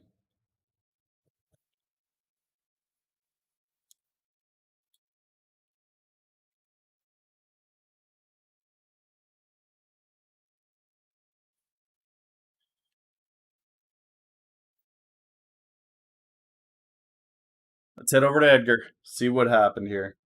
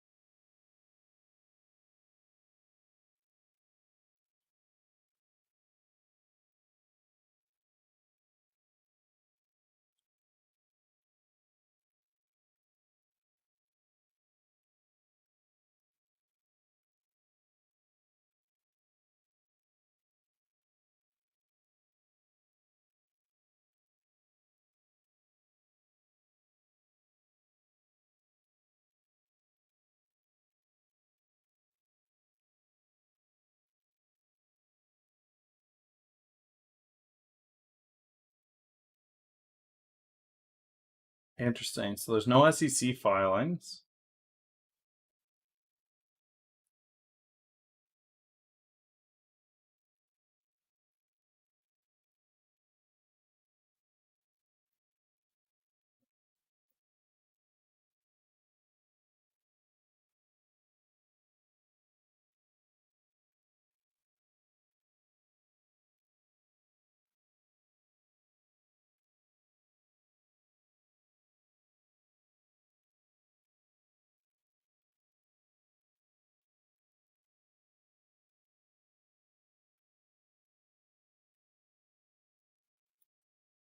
Do they have earnings? No. Well, maybe. Do they have earnings today?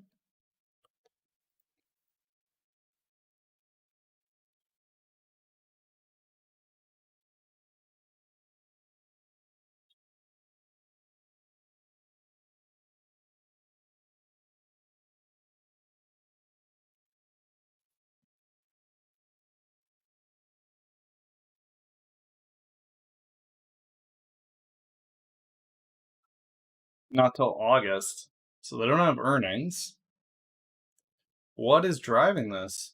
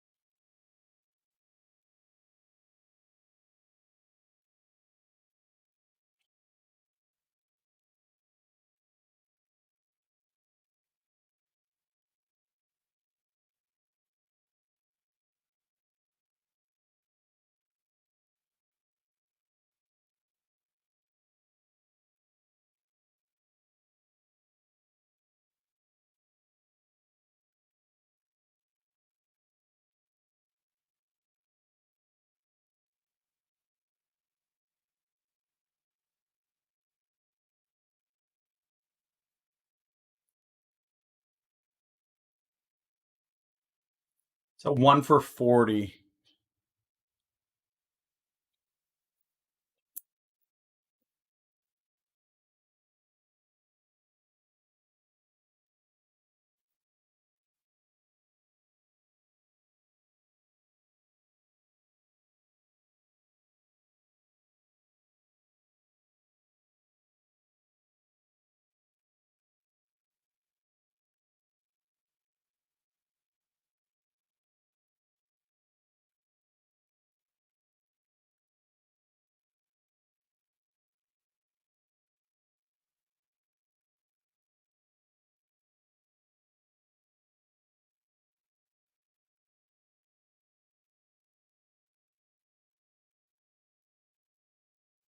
So this is a split. Panda with the waiter. What's up, Panda?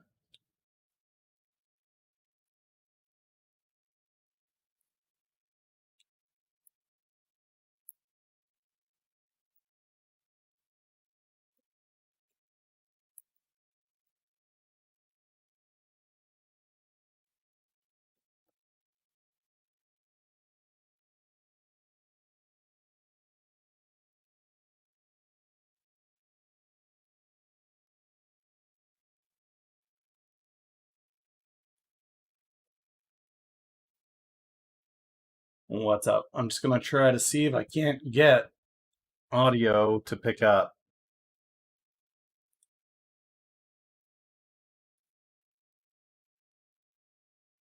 No, but they won't be able to hear you. Yeah, I'm streaming right now. It's okay. I'm being one of those productive members of society today.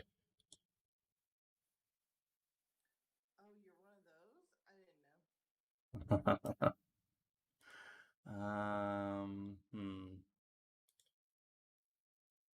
Yeah, I don't. Yeah, that turned out well.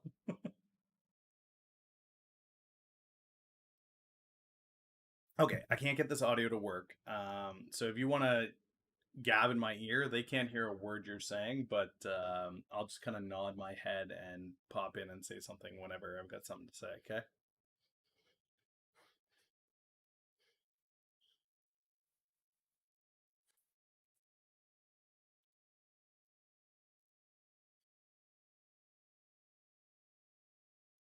So did you want to take the reins back today, or did you want me to keep going?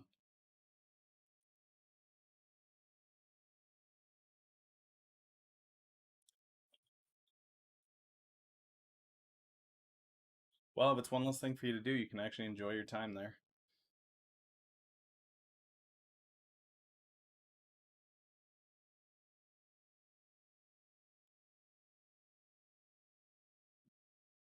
All right, guys. Martini's saying you should go check her TikTok out. So go to TikTok and check out Martini Rita, and don't pretend like you don't have.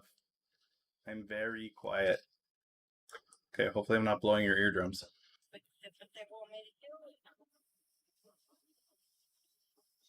But go to TikTok and search Martini Rita and find her and follow her and do stuff. Cause yeah, yeah. Look at that.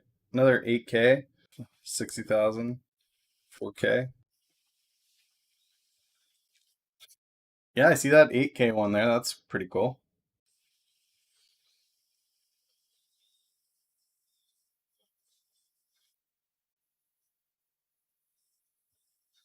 Gold's at an all-time high, 1900.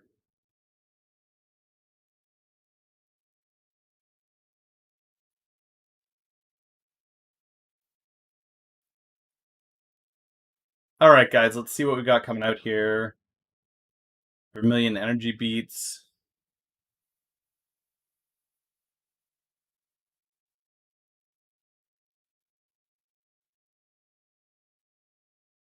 Yeah, yeah. That gold at 1900.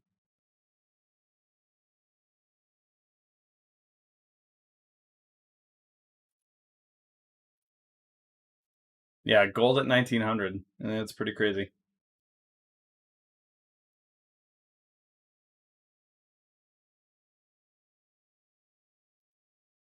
Hmm. And then this morning, all the companies that have large holdings in gold mines are selling off at the high.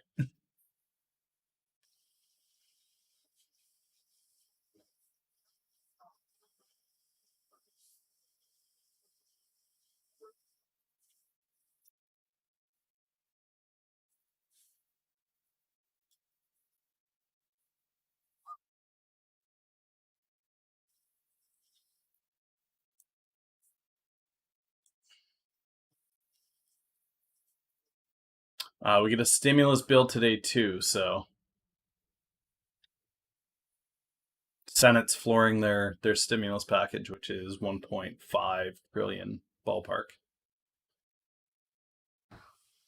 So that'll make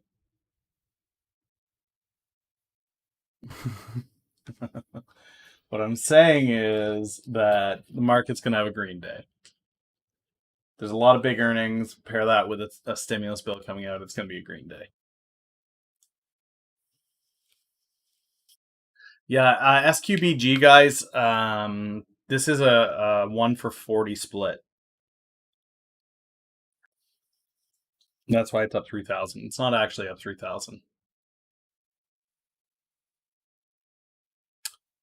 They already came to a consensus. In the Senate, they came to a consensus. They did not come to a consensus with the House. So the House still has a $3 trillion bill sitting to be tabled on the floor of the Senate. The Senate is now going to send their bill that, well, they'll floor it today. It'll get voted through. It'll pass. It'll go to the House. The House will have a 1.5 million or $1.5 trillion bill, and the two of them will play the back and forth game. And eventually, what's going to happen is you're going to have both of them in the building with runners running these bills back and forth of, well, we're going to make a change to this. Oh, we'll make a change to this. I think what we see at the end of the day is a $2 trillion bill. It'll have a little bit of green energy in there, some stuff for the unions, healthcare, education, and small business has been the focus for the Republicans. The Democrats are just trying to spend on whatever their election platform is.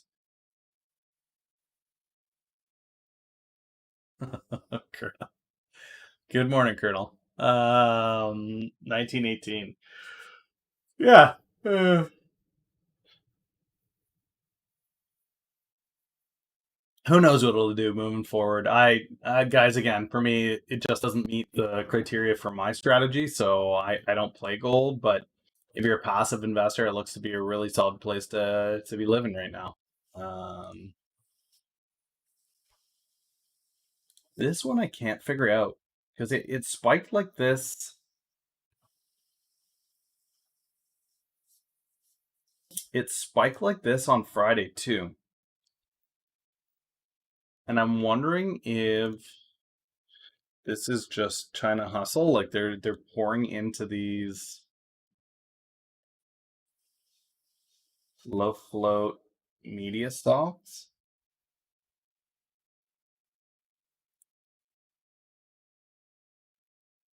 Yeah, so here's Friday.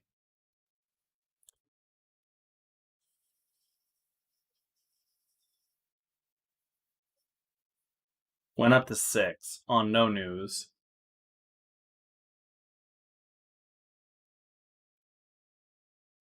Yeah, even at 2,000 it doesn't meet my target. January it was 1,400.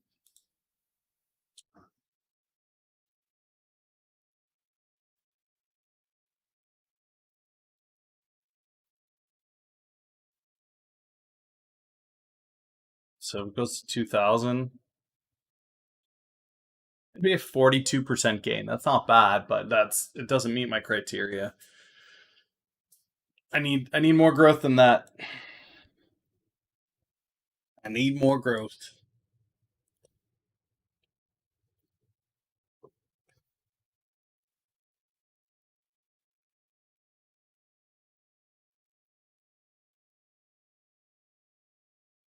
But yeah, guys, this stock here makes no sense to me. Fashion model management business, okay?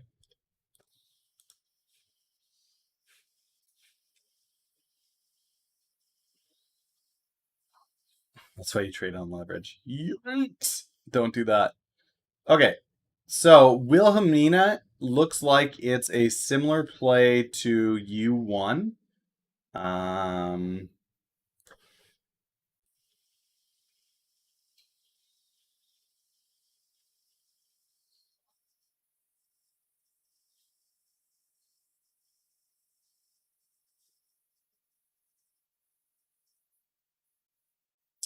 it looks like they have a diversity brand.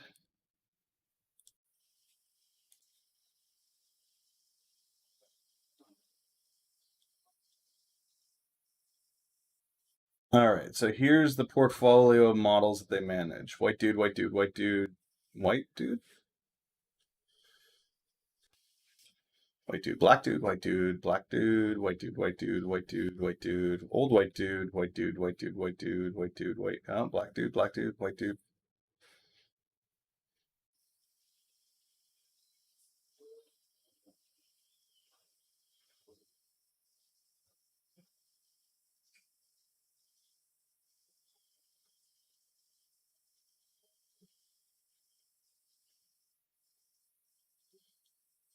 The way that they branded themselves on their front page makes them come across as significantly more diverse than not. I can't see anything in this industry that would cause this stock to spike 200% pre-market. Anybody think of anything? Any factor that could cause a marketing agency for models to spike 200%?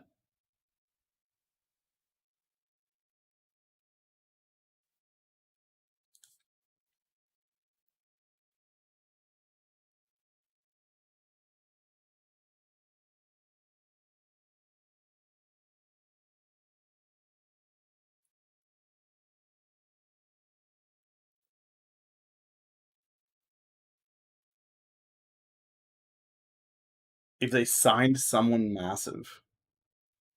Okay, well, if they signed somebody massive, there's a good chance that it would be on their social.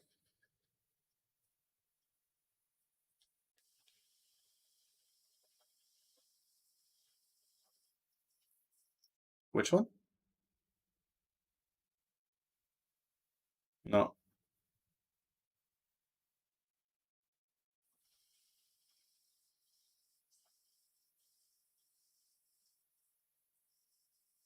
Oh, okay.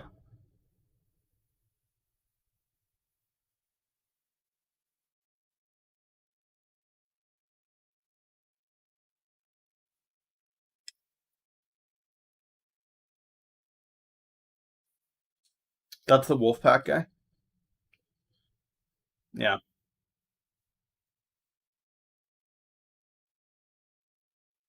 Yeah. What does Davey Day Trader know? So for those of you guys that don't know, Davey Day Trader got into it again with another, what we'll call it, pillar of the stock trading community. Okay, and no, it wasn't Ray Dalio.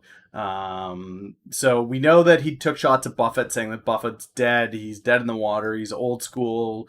Davey Day Trader's the future. Forget Warren Buffett. He's the New Deal. And we all had a good laugh at that on how ludicrous that was. Um, but he then took it a step further, where one of the members in his community came out and said, "Screw these guys. These guys cost me my tendies. Davy Day Trader, get them." And Davy Day Trader, not knowing anything about who these guys were, just fired shots, figuring, hey, why not, right? What happened was the people he fired shots at were the Wolf Pack. And for anybody that's seen The China Hustle, the documentary, if you haven't seen it, go watch it. It's on Netflix. But the Wolf Pack are one of the major short institutions that brought to light the absolute breakdown of the China hustle, the scam that is these Chinese companies listing on the SEC using debunked or outdated uh, stock listings. Hey, Doug, what's up? And yeah, he started firing shots at this guy, and the guy from the Wolf Pack replied back with, "Just leave the pizza on the porch, pizza dude. Leave the stock trading to the real people." And it caused a little bit of a tete-a-tete where Davey took a picture of the guy, or found a picture of the guy in his suit, and said, "Would you trust a guy in this suit?" It's like, yes, of course, of course I would.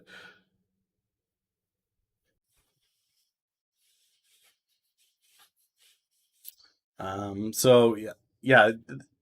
You guys can't hear Martini in my ear, but she was taking a look at what his returns were like, and he doesn't have the same kind of length as Buffett, but he does have over 30 years a slightly better return than Buffett. So if you're going to pick two people to absolutely throw down against that you don't want to throw down against, on the long side it would be Buffett. On the short side, it might be this guy. I'm not sure what Muddy Waters' performance is, but this guy here is.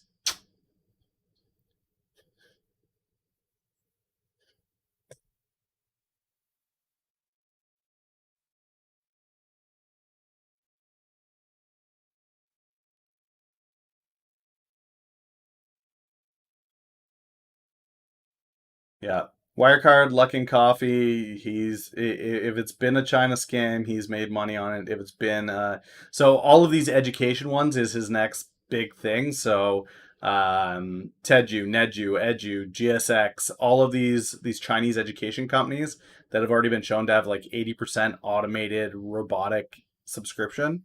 Um that's their next big play, guys.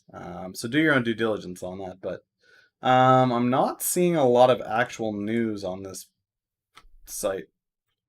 Um,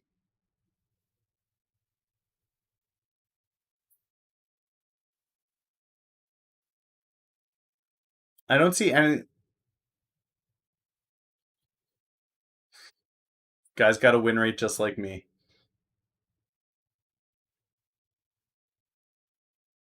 Actually, not on shorts.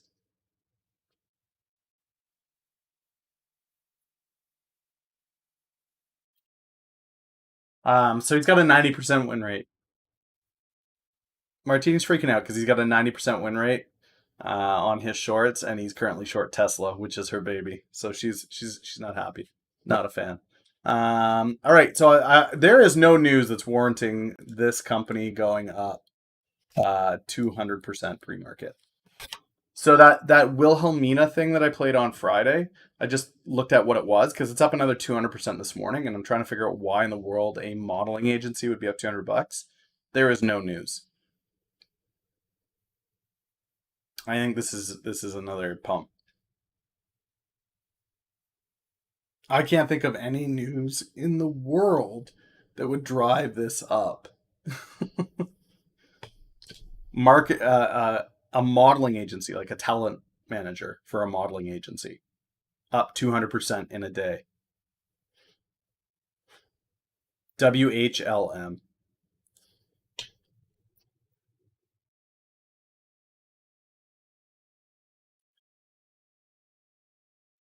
M like Mickey. They're suggesting his 10% losses is you.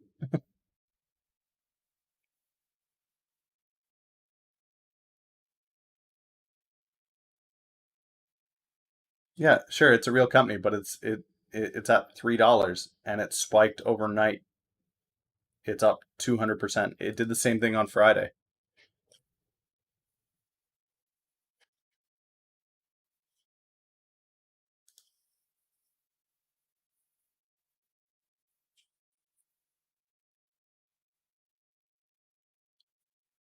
This thing over the last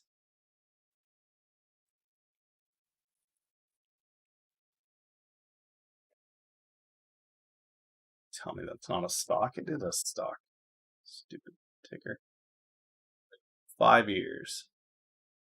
Over the last 5 years, this thing has broke past uh $9 only once.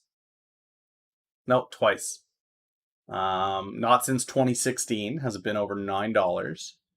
Um, right now it's sitting at 11 on no news.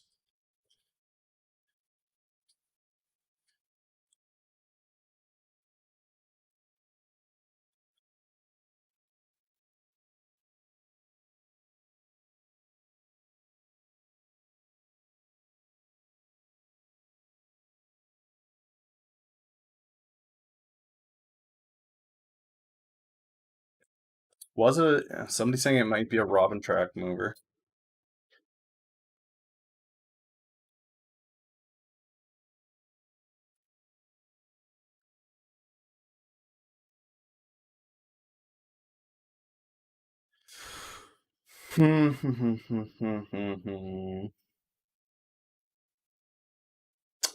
It's on there, but it's way down there. It's 113 over 3 days. It's not a massive growth on it. I wouldn't say that this is a Robin Hooder.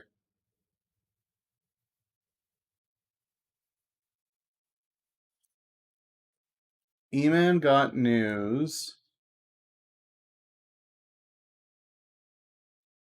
There's the DoD defense war. So it was PR'd on Thursday. No, not Thursday. It was PR'd. This is June. This is last month.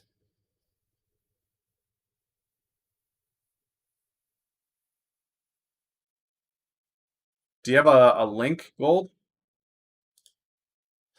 If you got a link, I would love to see that.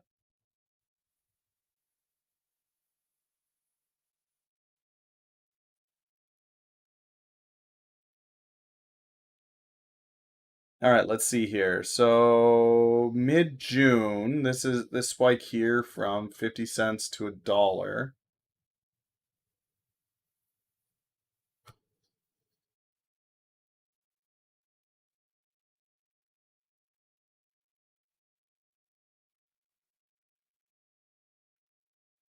Anybody want to stock, kitty? Hmm? Yes, make me tendies. Good. Good. What's up, world champ? Look at that little kitty. Hang in there, kitty. Just post it right in chat.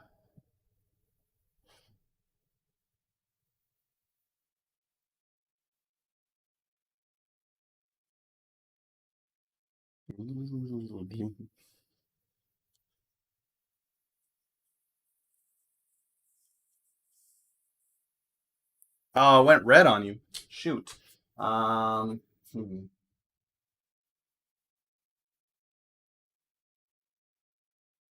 Every day, 4:30 a.m. Eastern Standard Time. I'm up. I'm on here. I'm doing my due diligence, and I'm helping other people figure out what that looks like. I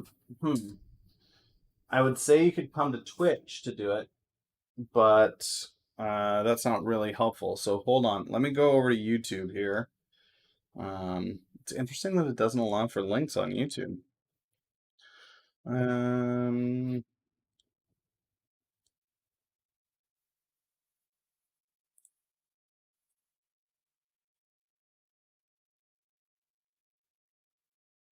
hmm.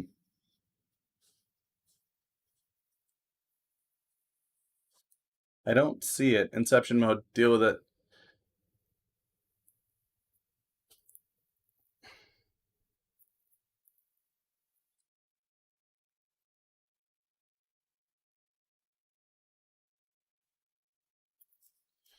There's all kinds of juice. There's always juice. Tendy juice. Um, it's the top. Hmm. I don't know how to permit you to do that on.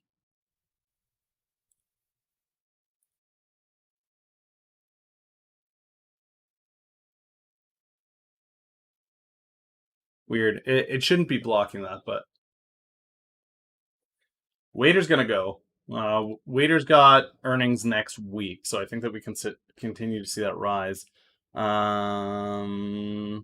So you're saying it's a DoD contract, right?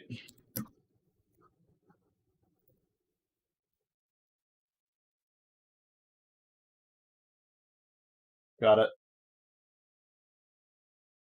77.3 million in Defense Production Act title COVID.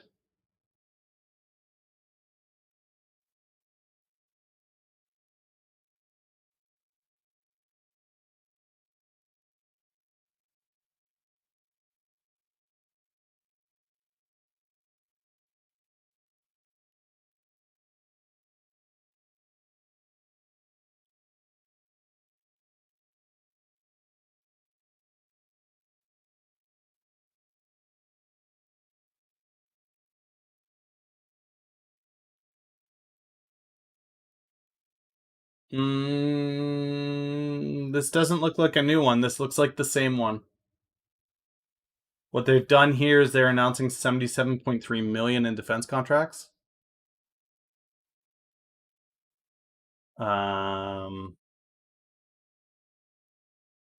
Yeah, so this is just a re-announcement of the 33 million one that they got back in June. It's not a new contract. Oh, it is a new contract. This is 5.5. I stand corrected. My apologies. You are absolutely correct. So 33 million this company is worth. What is it worth?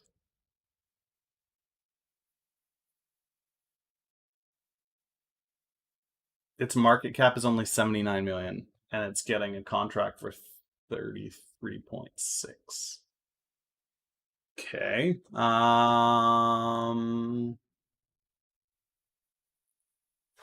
So I'm just gonna need like 2 seconds here, guys.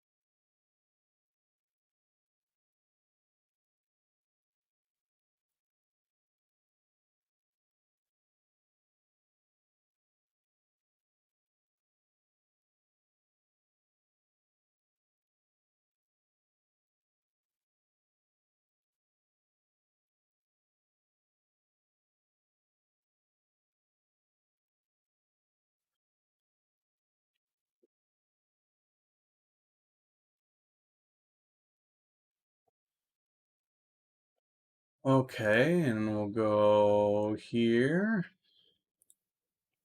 And we'll go here. And we'll go here.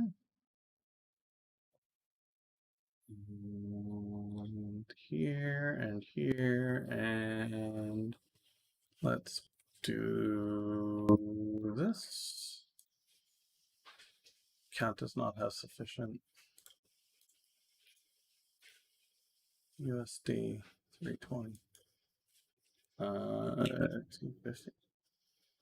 Preview. All right, that's done.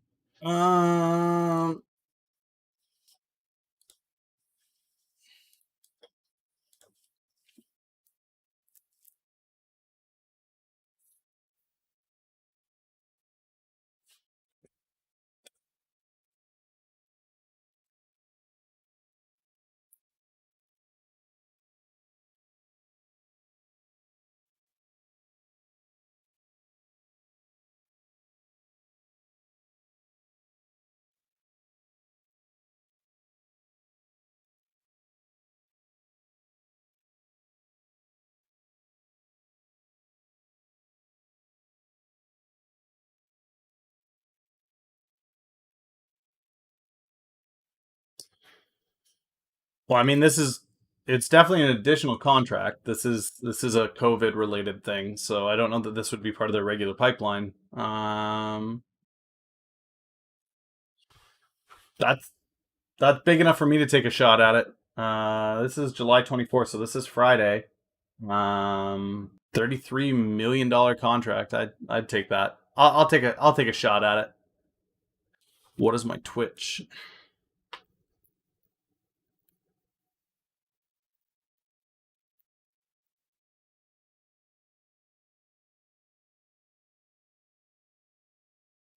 I'll take a shot at it.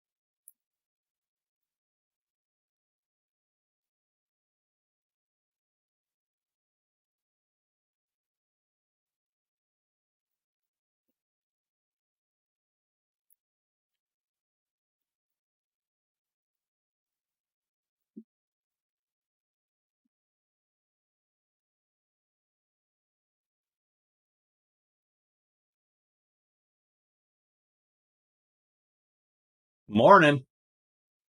All right. What else are we doing? What else are we doing? We're doing. Let's head on over to maybe somebody here knows what the hell's going on with Wilhelmina. No, that's not even close to right. Wilhelmina.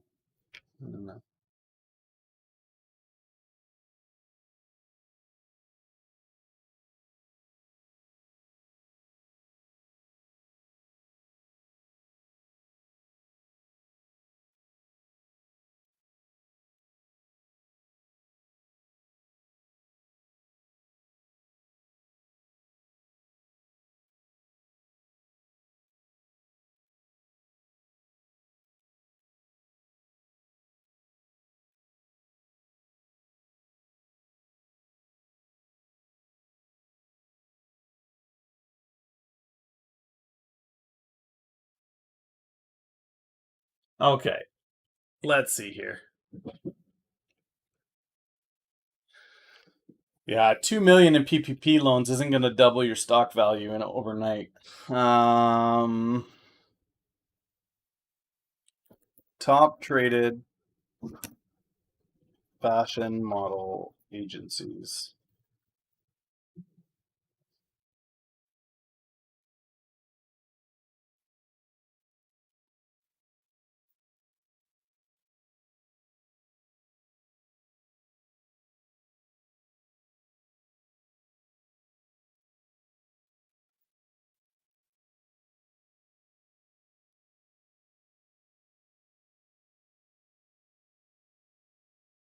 Nike, H&M, Zara, Louis Vuitton. This is the fashion side of it. I want the modeling side of it. I don't know. I don't know how many agencies are out there, to be honest. I don't see the value in this. I don't see why it would do this. It doesn't even if they signed somebody major. That's not gonna. I mean, maybe they got a contract from Nike, but it definitely feels like a pump.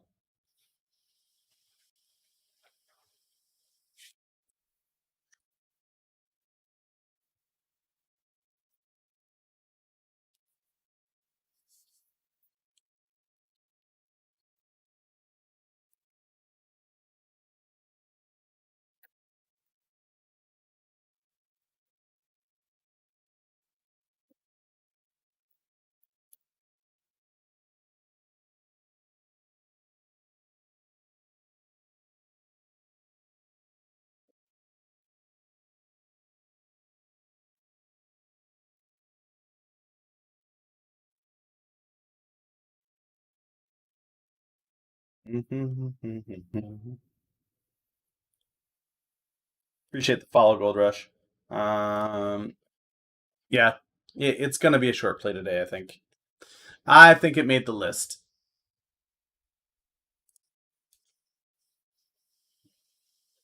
WPRT is up nicely pre-market. Look at that, up to 204. I'll do that. ACRX is floating that 120, so I'm okay with that. Um,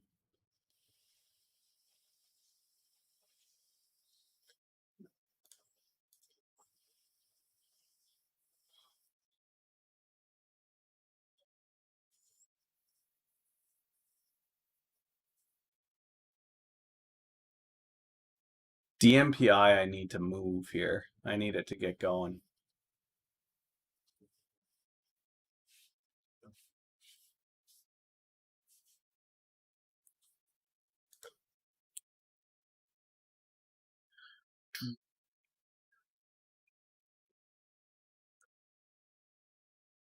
Fast track on their brain tumor drug. That's good news. Milneki.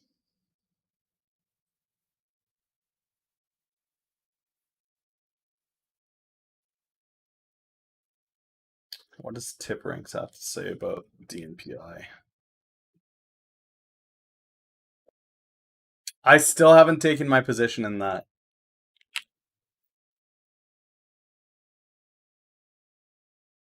I will definitely take a look at GMPX, but I'm just not there yet.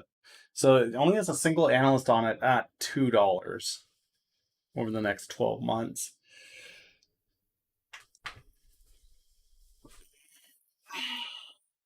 Double up, that'd be 4K over 12 months. Kind of like that to move quicker than that, to be honest. Nicholas up $2 pre-market. Let's go! Let's go, Nicola! Make me them tendies. Um, Nicola's kind of a fun one to look at.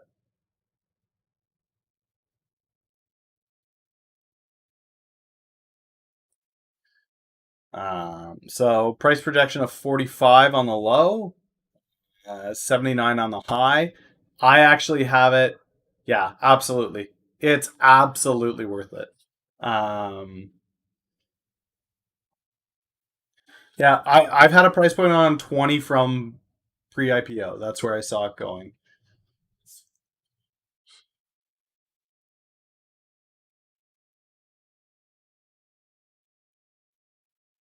Um,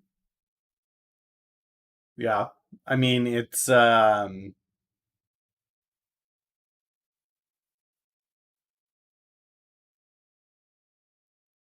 reliable is tip ranks? It's not that it's reliable or not.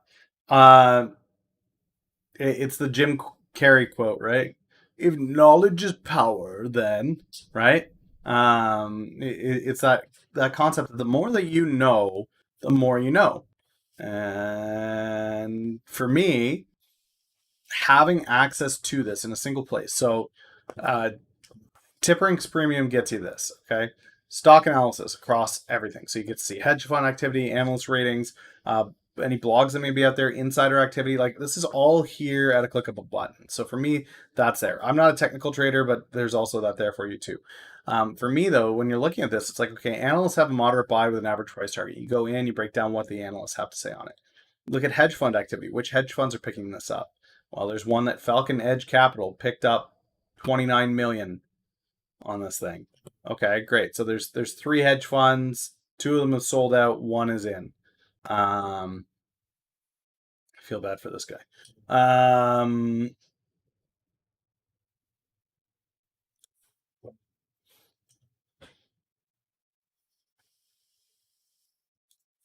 Tip ranks investors that are very positive on this, that have increased their position.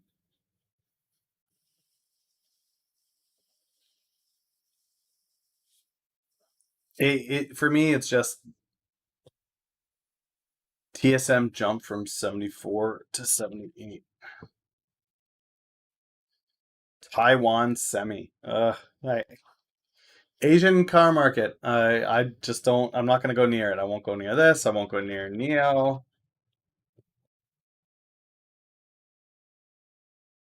Can't do it. Shocking. China International gives it a $13 rating.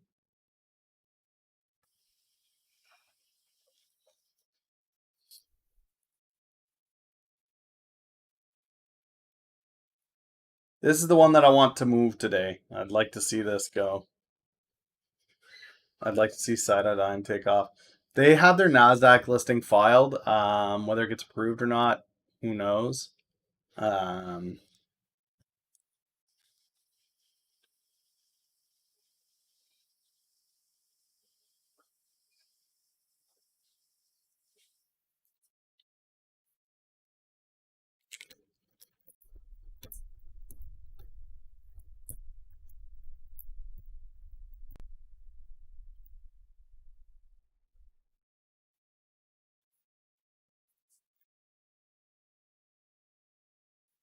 how do you really make a bull frustrated? You pet it, boys. Pet it.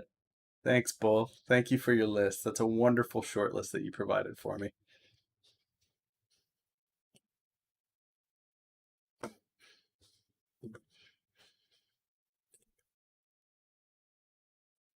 What I want somebody to do is create a stock or create a website where I can go to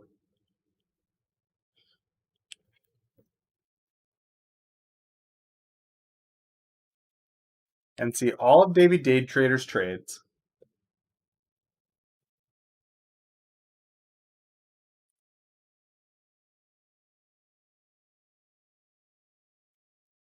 I'd like to see a constant tracking list of.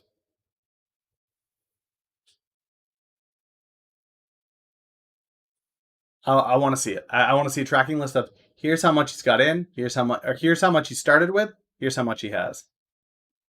This guy is the leader. This guy is El Presidente of the Robin Hood contingent. Um,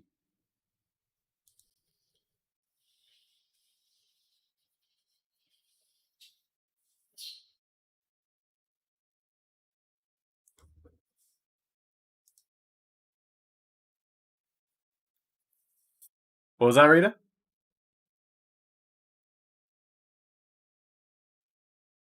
Yeah, yeah.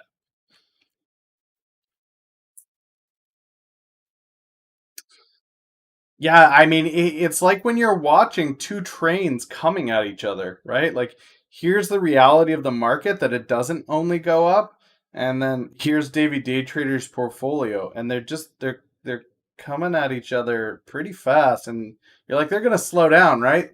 No, David Day Trader's speeding up into this. Oh, okay. Well, somebody should hit the brakes. No, nobody's gonna hit the brakes. All right.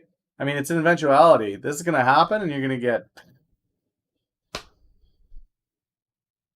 So he was talking up Mark. Um, when was that? 7:23. So Thursday. Thursday he was talking up Mark. Mark is the play. Mark is where we go, boys. Let's go to Mark. Let's see. It goes up to $1.53. Look at all the $1.50. Oh, wait, no, same day it dropped back down to $1.42. No, it's still good. David Day Trader likes it. Oh, wait, no, it's the next day and it's back down. Yeah. So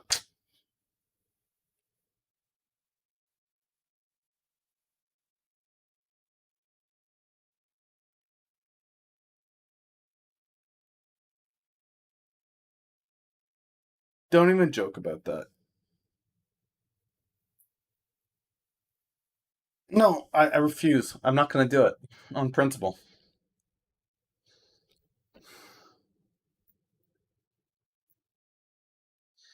I want the year USD, right?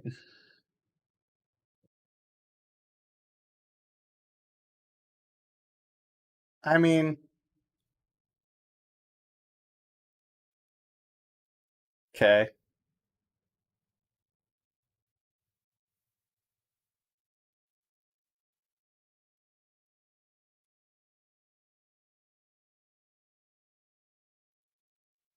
Yeah. Uh, I think it looks like a really solid short heading into no deal Brexit because that whole area is about to lose their freaking mind.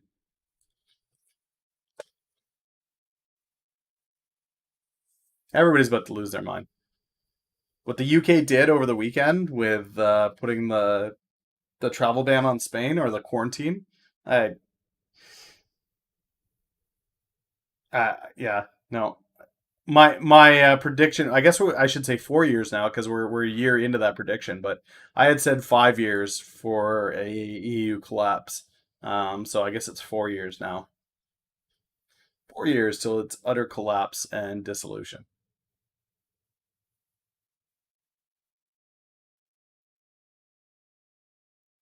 The EU.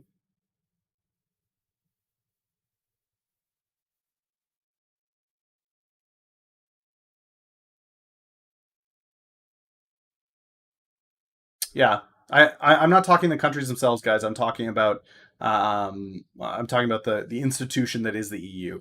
I see a dissolution of the EU by 2025. Um,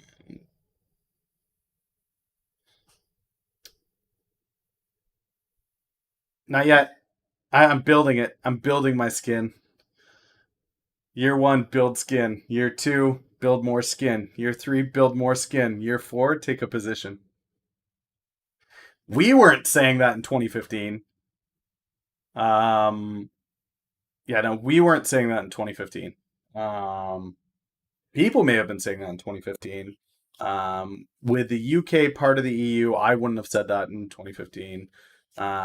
The trade deals coming out of Brexit between the UK and independent countries in the EU is going to be really, really telling. But it has less to do with what's going on with Brexit at this point and more to do with the fact that you've got the haves and the have nots in the EU starting to create a greater and greater rift. So you've got countries like Norway, Sweden, Netherlands that they're tired of footing the bill, and Spain, Italy, Greece. There's another one that's just a leech. They just suck on the system and they're not providing anything.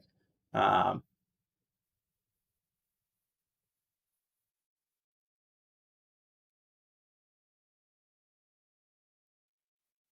there were people saying that 50 years ago. Pre EU, they were saying it was already doomed to fail. Yeah, no, I'm pretty firm on that 2025. I Hare was joking. Um, yeah, for me that's not going to move. I'm not going to move that marker. 2025 for me is the end of it. Um, when you've got the dollars, other than Germany, saying we've had enough, and not we've had enough. It's we've been having enough, and we continue to have enough, and we're going to continue to have enough. It's only a matter of time. Yeah, the EUC. Anyway, yeah, my thoughts on the EU are 5 years. I'm not going to take a position now because I trade 6 to 18 months out, so I'll wait. Um, when you keep making countries that are doing fairly well pay for countries that are doing abysmally, and then you also take away their ability to choose and act independently, that's not going to last, in my opinion. That's a big, in my opinion. And I understand that this is countercultural. There are millions of people out there that think I'm absolutely batshit on this, and that the EU is a strong bastion of economic prosperity for the world, and that's fine. I just have an extremely different opinion, and I'm used to that. But yeah, I still have 2025 as my target.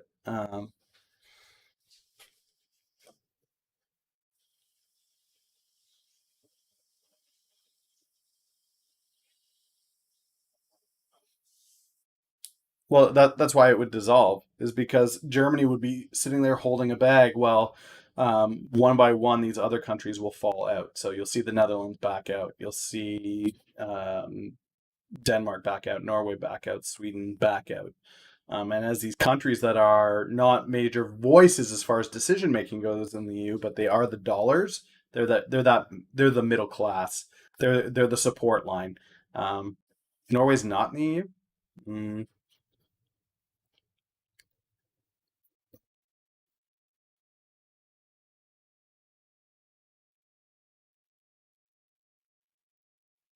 Oh, it is associated through the EEA, which is why they get to speak to the. Um,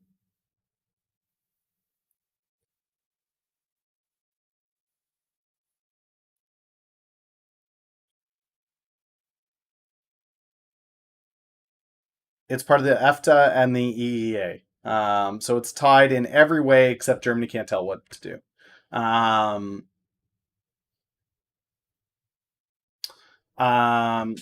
yeah, Greece, Spain, Portugal, and Italy are the leeches. They're sucking it dry. Germany has control over the whole thing. France is that little dog. So everybody remembers the Looney Tune cartoon, right? Looney Tunes, big dog, little dog. These guys, right? Everybody remembers Spike and Chester, right? Germany, France.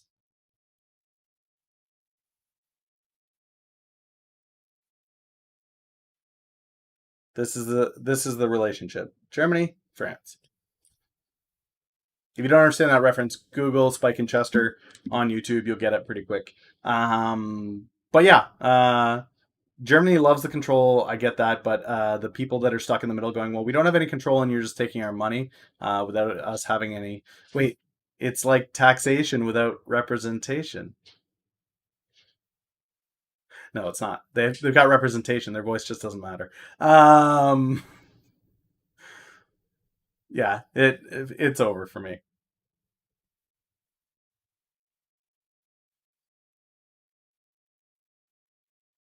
Actually, I think Norway will be a part of that.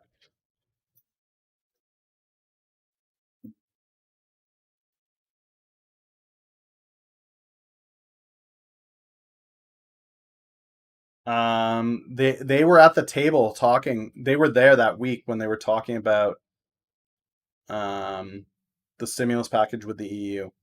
Um,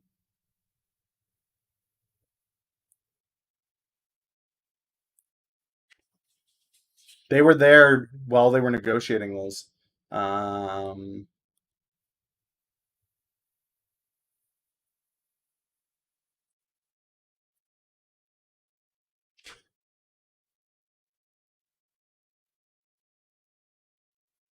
yeah, so Sweden, Norway, and the Netherlands were there, and their take on it was that it should not be money that's given. Um, it should not be a grant where the money's just there. They should be given as loans with debt if they're going to put any money into it. Now, Norway is not tied to having to put money into it for sure, but their take on it is no, no, no, no. So it's not. Yeah, it's not part of the EU. It's part of the EEA and EFTA, so the European Free Trade Agreement. Essentially, what they came to the table, they were part of the EU stimulus package, and they said we are not okay with grants,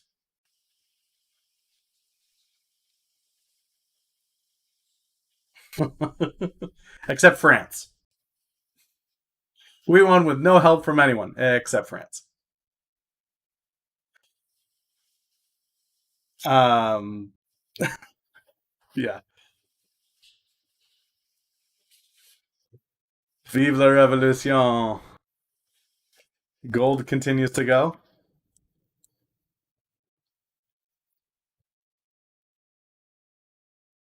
Yeah, 1940. What's silver? XAG? Yeah.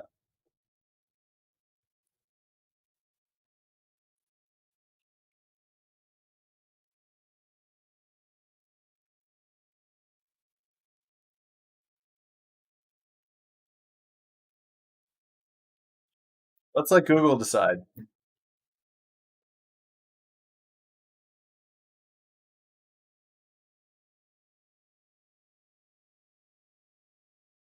They always act as if the U.S. won World War II.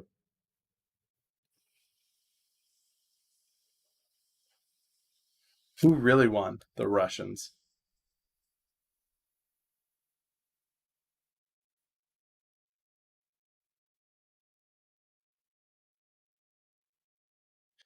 All right, it's 7 a.m. Gosfather and Colonel are gonna go fight World War II too.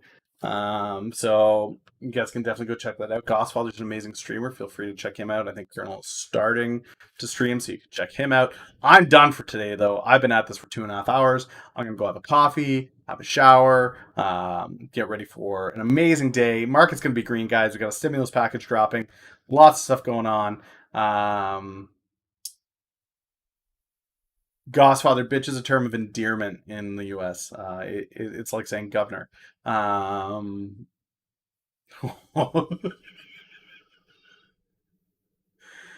uh, for the record, Goss, the Americans are like wizards. A wizard never arrives, neither early or late. They show up exactly when they intend to.